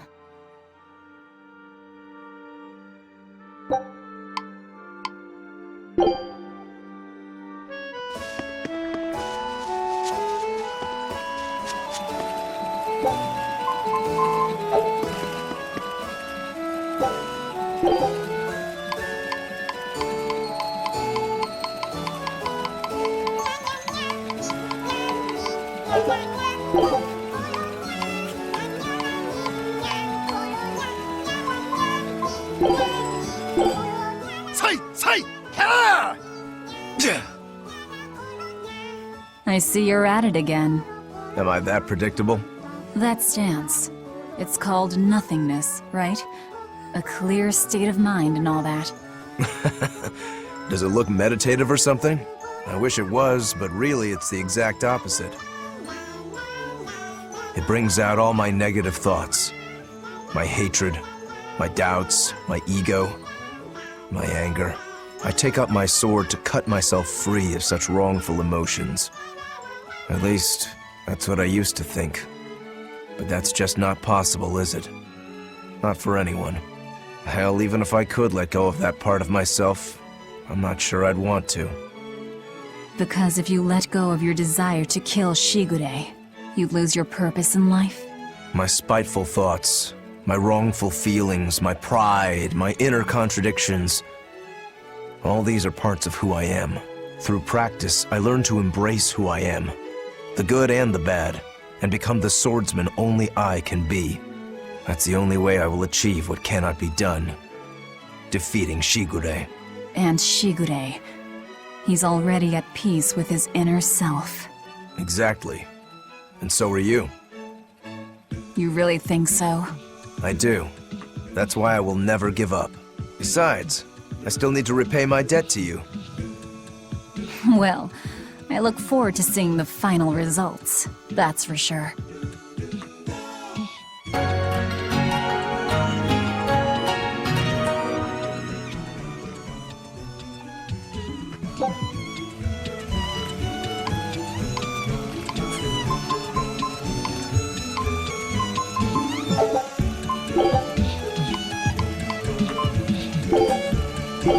Wow, Eisen.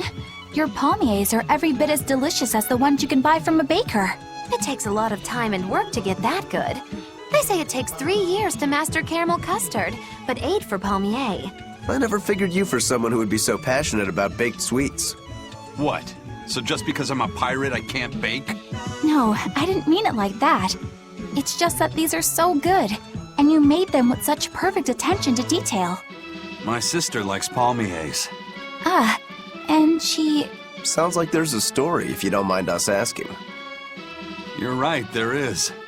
Back when she and I were living together, we went out to a human town where we discovered palmiers for the first time. My sister had never tasted sweets made by humans before, and she fell in love with palmiers at the first bite. After that, whenever I went into town, I made sure to pick some up for her. You picked them up for her? You mean you two didn't keep going there together? Being among humans puts Malakim in contact with malevolence. With my sister being prone to illness and injury, I wouldn't take her along to such places. When she'd be acting up or not sleeping or something, I'd promise to get her palmiers, and she'd calm right down. That sounds like how me and my brother used to be. After a while, I just figured that if she likes them that much, I might as well learn how to make them myself. Plus, that way you wouldn't expose yourself to as much malevolence. After I made them enough times, I got the hang of it. They started turning out really well. But one time when I was baking them, the oven suddenly spewed fire out and badly burned my sister. It was all my fault, and stupid, clueless me didn't even know why at the time. Crazy thing is, after I did what I could for her burns and put her to bed, she told me she wanted to eat the palmiers I'd made. They were burned to a crisp, but she ate those pastries like nothing was wrong. Then she smiled and told me to keep on making them. That's just like a younger sibling.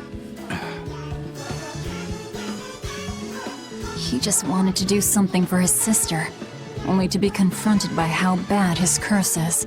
That'd be really hard to deal with. She must realize by now what's going on with Eisen, right? Maybe she thought that he'd leave if she ever let on that she knew. And he left because he thought he could spare her from learning the truth.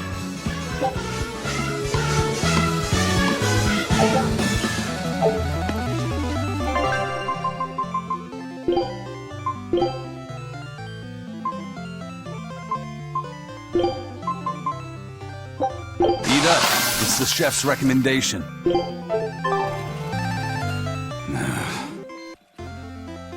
Huh. I never pegged you as a bad cook, Eisen. What happened? The Reaper's curse strikes again! Don't tell me that the curse even affects your own cooking. Afraid so. If I try to flip meat in a pan, it rights itself in the air and lands square back on the cook's side. Does that happen with everything you try to flip? What about pancakes? There's a certain beauty in the dichotomy of golden yellow and dark brown. And omelets, too? Eggs are pretty much a no-go. No eggs over easy. Ouch. I can't even make mini pizzas. Wait, but you don't have to flip anything to make those. If I'm not careful with how I carry them, they end up face down on the floor. Wow, I'm so sorry. What a stubborn little curse you carry around. Just use a spatula. No, I still have my pride. Now this is what I call a Salisbury steak. Juicy, aromatic, perfectly seared on both sides. It was a long, hard battle getting to this point. Maybe you should have taken Velvet's advice to use a spatula sooner. I'm not one to ever surrender before a battle. Anyway, I've come a long way relying only on my bare hands. But you did ask Kurogane to make you a spatula. That did happen, right? I don't do things by halves. That's my way.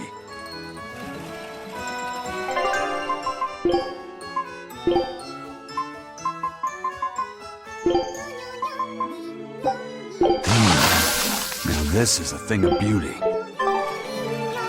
All right, I'm done cooking. Dig in. Aizen, I gotta say, your food tastes quite rich. But not in a bad way. It's rich, but it's not overpowering. Yeah, it's a very grown-up flavor. I could get attached to this. Of course. I used a lot of my special ingredients. Special ingredients? That sounds oddly suspicious. Normally, a master would never reveal his secrets. But I'll make an exception this one time. One of my secret ingredients is pirate mushrooms. Using them, you can make an excellent broth with a full-bodied flavor prized by the most discerning chefs. That sounds kind of like bandit mushrooms, which can kill you in a single bite. Indeed. Pirate mushrooms are quite rare and very difficult to differentiate from bandit mushrooms. I also use a little something called the Reaper pufferfish.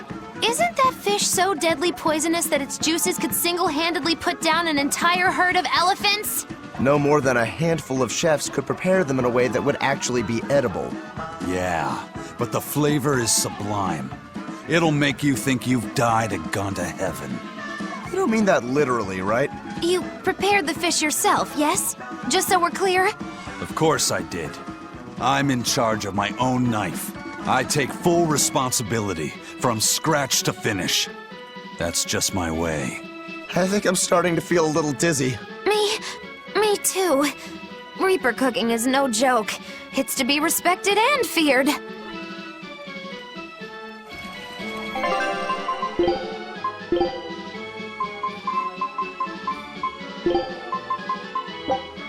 This is my specialty. You'll love it. Oh, hey Laphicet. I just fixed up some dashi stew. Mind giving it a taste and telling me what you think? Sure, it looks good. Don't mind if I do.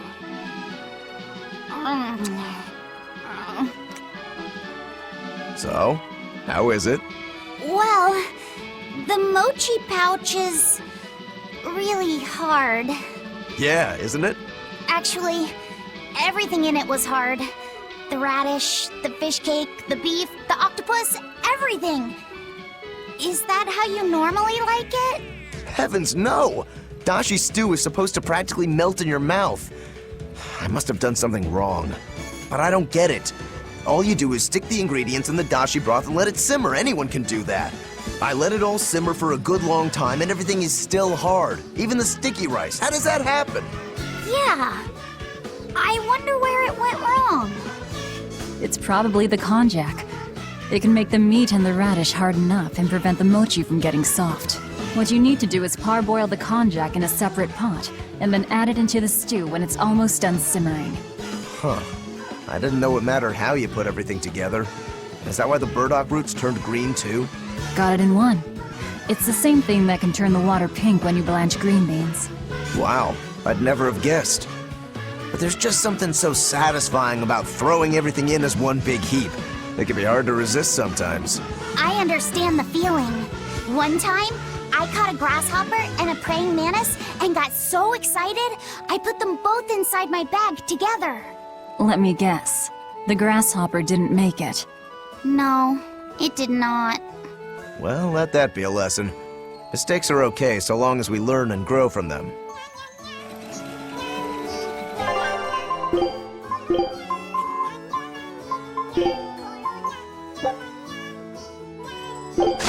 That's what I call sharp flavor. The rangetsu style applies equally well to the kitchen. Look at how perfectly chopped everything is. Yeah, and it's got a nice clean taste too, but with literally everything chopped to super tiny pieces, it all just ends up one texture. That's not true. Look at how I do vegetables. For stir fry, I cut them super tiny, but for juices, I go extra super tiny. Wait, you chop things into juice? When you make sashimi, you slice the fish so thin it's nearly transparent. The pieces fall apart when I try to pick them up. That's not even the best part. I can turn a fish into sashimi so quickly its bones keep on swimming away. I think the fish might be a bit too fresh in that case. And your angel hair pasta is thinner than actual hair. There's no possible way to cook it al dente. Don't cut your dough so thinly. Thicker pasta gives it soul and makes it hearty. Sorry, but that's just how I do it. Any other way and it wouldn't be rangetsu cooking. Why do I even bother? It's like trying to reason with a brick wall. Well, cutting takoyaki into slices is a bit much. You might have me there. Okay, I'm sorry. I got carried away and wasn't thinking. Takoyaki has to be ball-shaped or it's not any good. Exactly!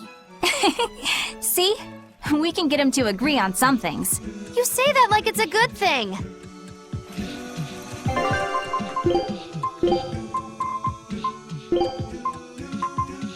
This is really good! So, how does it taste? I hope it's good. It's a nice, consistent flavor. You've come a long way, Laphicet. Whew, that's a relief. Thanks. Everything from the prep work to the measurements follows the recipe to perfection. It's very you. I bet you'd be great at making pastries. Yeah, I wouldn't mind trying to make some.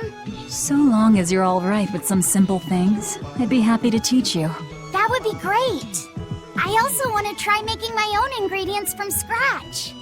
You don't have to go that far. You can just buy them from shops. Yeah, but still. Oh boy, I know how this story goes. First, it starts simple enough. You want to mix up something like curry powder. Then you'll be kneading noodles, growing sourdough starters, churning butter, and before you know it, you'll wind up fermenting miso and distilling spirits. Then comes the next phase. You'll grow your own rice and beans and raise your own animals. It's a road I've been down myself. You have? Yeah, out on this remote island. I even built a private salt pond where I can cultivate natural salt just the way I like it. That's amazing! So how far does this path lead? It only ends when you've decided you've had enough. I won't lie to you, Laphicet. It's a hard road. But if you're really serious, I'll teach you the ropes. I'm super serious! Please, teach me everything! If that's what you want to do, I say go for it. Eating is a vital part of life. Might as well enjoy your food on as many levels as you can. Achoo!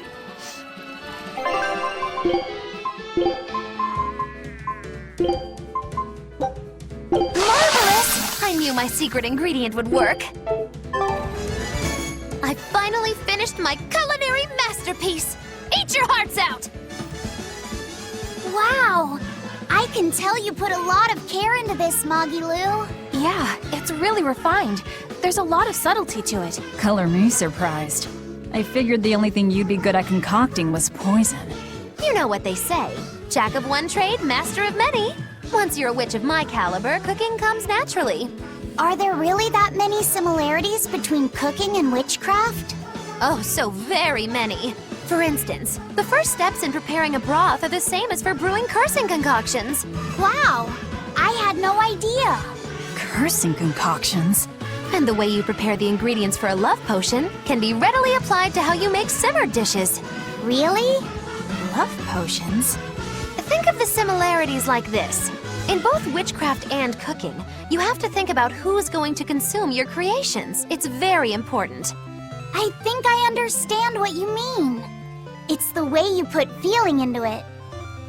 No, don't listen to her! From now on, you can't eat anything Magilu cooks for you until you had someone else test it first. What? Why? What do you mean, test it? Just make Bienfu eat some and see how he reacts. That's a good idea. Let's go with that. What? Poor Laphicet, surrounded by women who wouldn't know a joke if it hit them upside the head. The trick to being a good cook is having a playful side.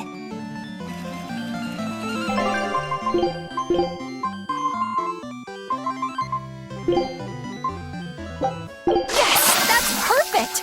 Go on. How does it taste? Well, it's great. You say that about everything you eat. That's not true. I have a very refined palate.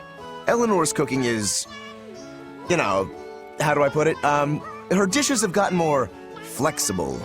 Come again? It's commanding, but not so rigid, and yet still representative of who she is. I'm still not sure I follow. I used to cook by following every recipe as precisely as possible, but I've learned to feel out the dishes a bit more. I decide how much seasoning to use, and I make adjustments to taste. Sometimes what I make doesn't turn out right, but it's more fun this way. Wow, you really have changed, Eleanor.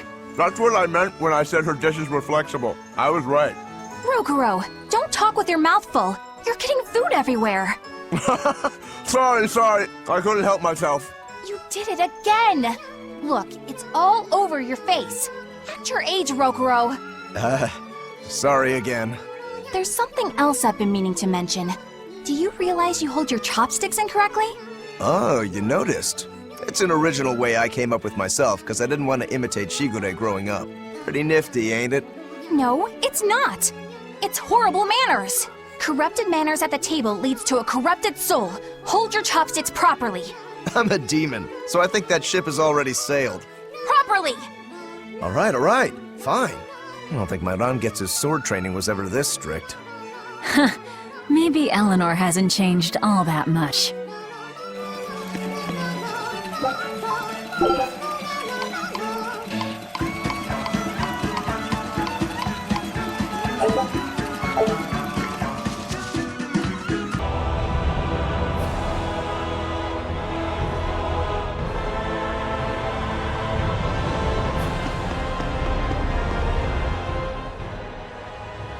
Aizen, how are you holding up? I'm fine. Why the sudden interest? Aren't you feeling any effects from all the malevolence? What? Is that what has you worried? It's a valid concern. I can't let it bother me. I've got more important reasons to stick around. You've resigned yourself to becoming a dragon one day, haven't you? Yeah. I've long since come to terms with my fate. Whether it comes 100 years from now, or mere moments. You might even turn during our fight with the Shepherd. I might. And if that happens? You do what you have to, Velvet. I know there's nothing you guys can't handle. Right. And we will get it done. I promise you. Then you have nothing to worry about. Go in swinging, and the rest will sort itself out. I'm glad we were able to join forces with you and Ifrit's pirates. You and I are just two ships who happen to share the same course. Then I'll thank the seas and the wind for carrying the Reaper into our path. Hey, Fee. There's something I need to talk to you about. Yes? You can tell me anything. It's about your... Why does your hair always stick up like that? What? Are you properly drying your hair after you take a bath? You'll catch a cold if you don't. I am! I swear! It just always comes out like this. If you're sure. I mean, it's kind of cute, so I guess it's not a problem. I don't really want to be called cute. Then you look handsome with it. I think it suits you. That's a little better, I think. I'm happy to please. I never know what to say around Velvet. At long last, we're ready to take on the Shepherd's Armadas. I can't wait! Are you ever afraid of anything? Of course. I used to be scared of losing a fight. I think that's why I could never win against Shigure. Does anything scare you now? Now all I fear is running away from a fight I might not win. And I was able to make that change traveling with you. Really? I don't remember doing anything special. It's something I came to realize over time. But still, thanks, Velvet. I don't really know what you're talking about. And I don't need your thanks. If anything, you should be cursing me. If we lose this final battle and we all die, you'll get no apology from me. I need an apology as much as you need my thanks. Death comes for everyone. What's important is that I choose how I live in the meantime. That's how I am. Yeah, that's how you've always been. Damn right. And that's how I'll always be.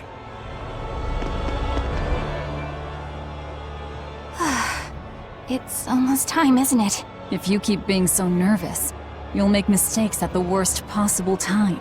You can't just tell me not to be nervous before our biggest battle. How else am I supposed to feel? You're always so serious. I can't help it. That's just how I am. Yeah, you never change. I have so changed. I was once the Abbey's loyal exorcist, and now I'm about to take on the Shepherd himself. And an Empyrean. That isn't what I meant. I know. I just needed to say my piece. After all, I'm an awfully serious woman. We're lucky to have you, Eleanor. I'm not sure it's right for the Lord of Calamity to be showing gratitude to an exorcist. Hey, what good is being the Lord of Calamity if I can't speak my mind? If you want to run, now's the time. Are you kidding? I've never felt so alive! You know, when we first met, I never would have expected you to stick around this long. Nor would I. It's a funny old world, isn't it? Not one time in 100 do things turn out how you think they will. We push on through the trials and tribulations of each and every day. We suffer through hardships and failure. We lose the ones we love.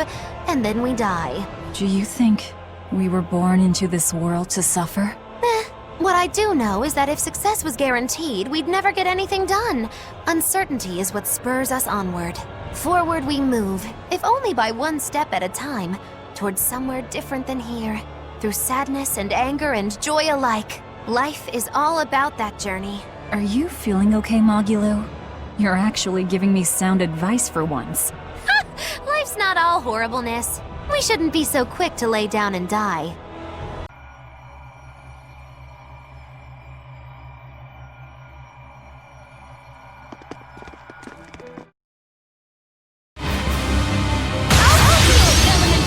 Suck all our ties. You'll prove what you did to me.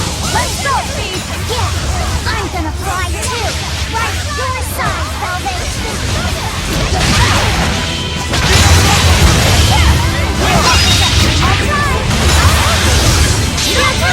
Let's do it, Velvet! This fight is over! Ultimate arm! Innumerable wounds! Nothing can stop my spear! Rest assured! This'll be a big one! Here goes nothing! Excellion here!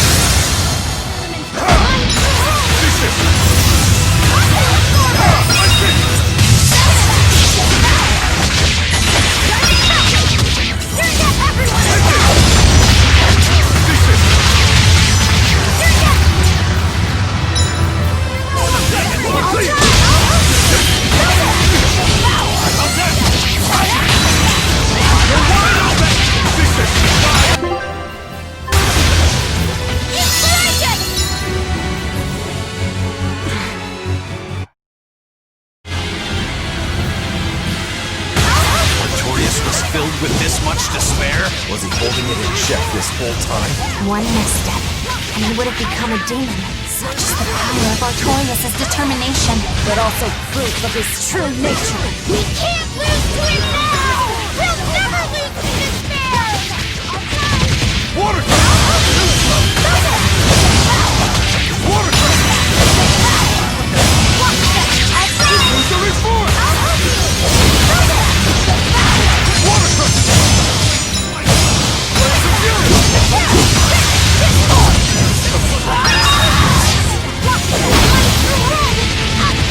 Shadow Fire!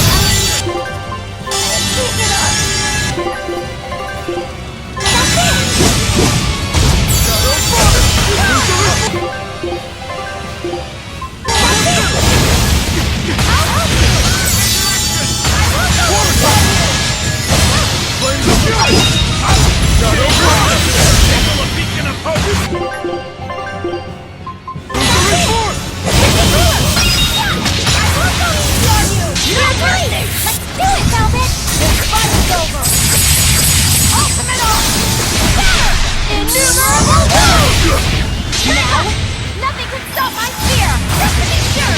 This'll be a big one! Here goes nothing! Excellion Spear! Soul Distortion! It is I! Veil Absorber! Veil Absorber! Veil Absorber! Now! Show me what you think like a turtle! Veil Absorber! Veil Absorber! Devour!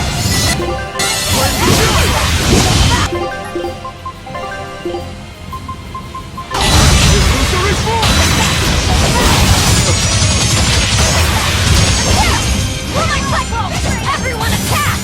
Surgeon!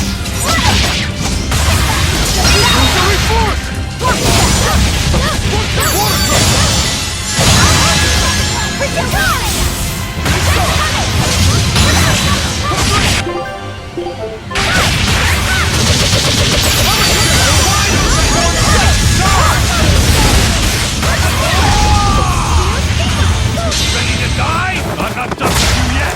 Here's something for you! Hope you like it! Set up strike! Raise your head! Now, rise! Arise! Ascending! Angel! Here, release! The light of virtue! The dark device! Guiding chaos! Chaos two! Haircut! Chaos! Spiral! Hell! No mercy! If you think this is hell, I'm just getting started! I'll drag you down and grind you into hell! And pop your fire! Water cycle! Sword dragon! I'll help you! I will believe in you!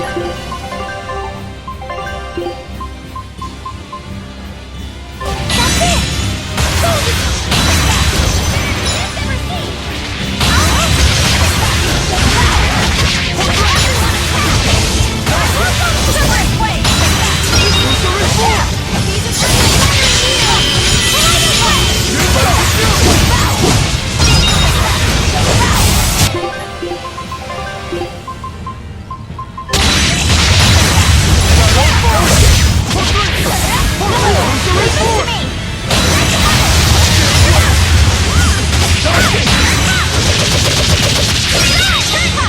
the light of my conviction will pierce even the heavens to break you down! Down here, push down! Silly blast! But I'm this close! I won't miss! Form zero! Shut up! Spiral! Hell! Ready to die? Whatever comes next! This is just the first step! To kill you! Howling dragon! Silly blast! All life is ephemeral when kissed by my blade! Form nine! Final judgment! Earthquake! Getting stuck feeling! This I play right of rule! Now suffer for them!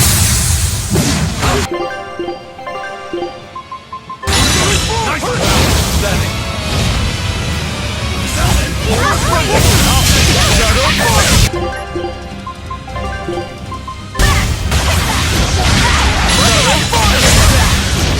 Everyone attack!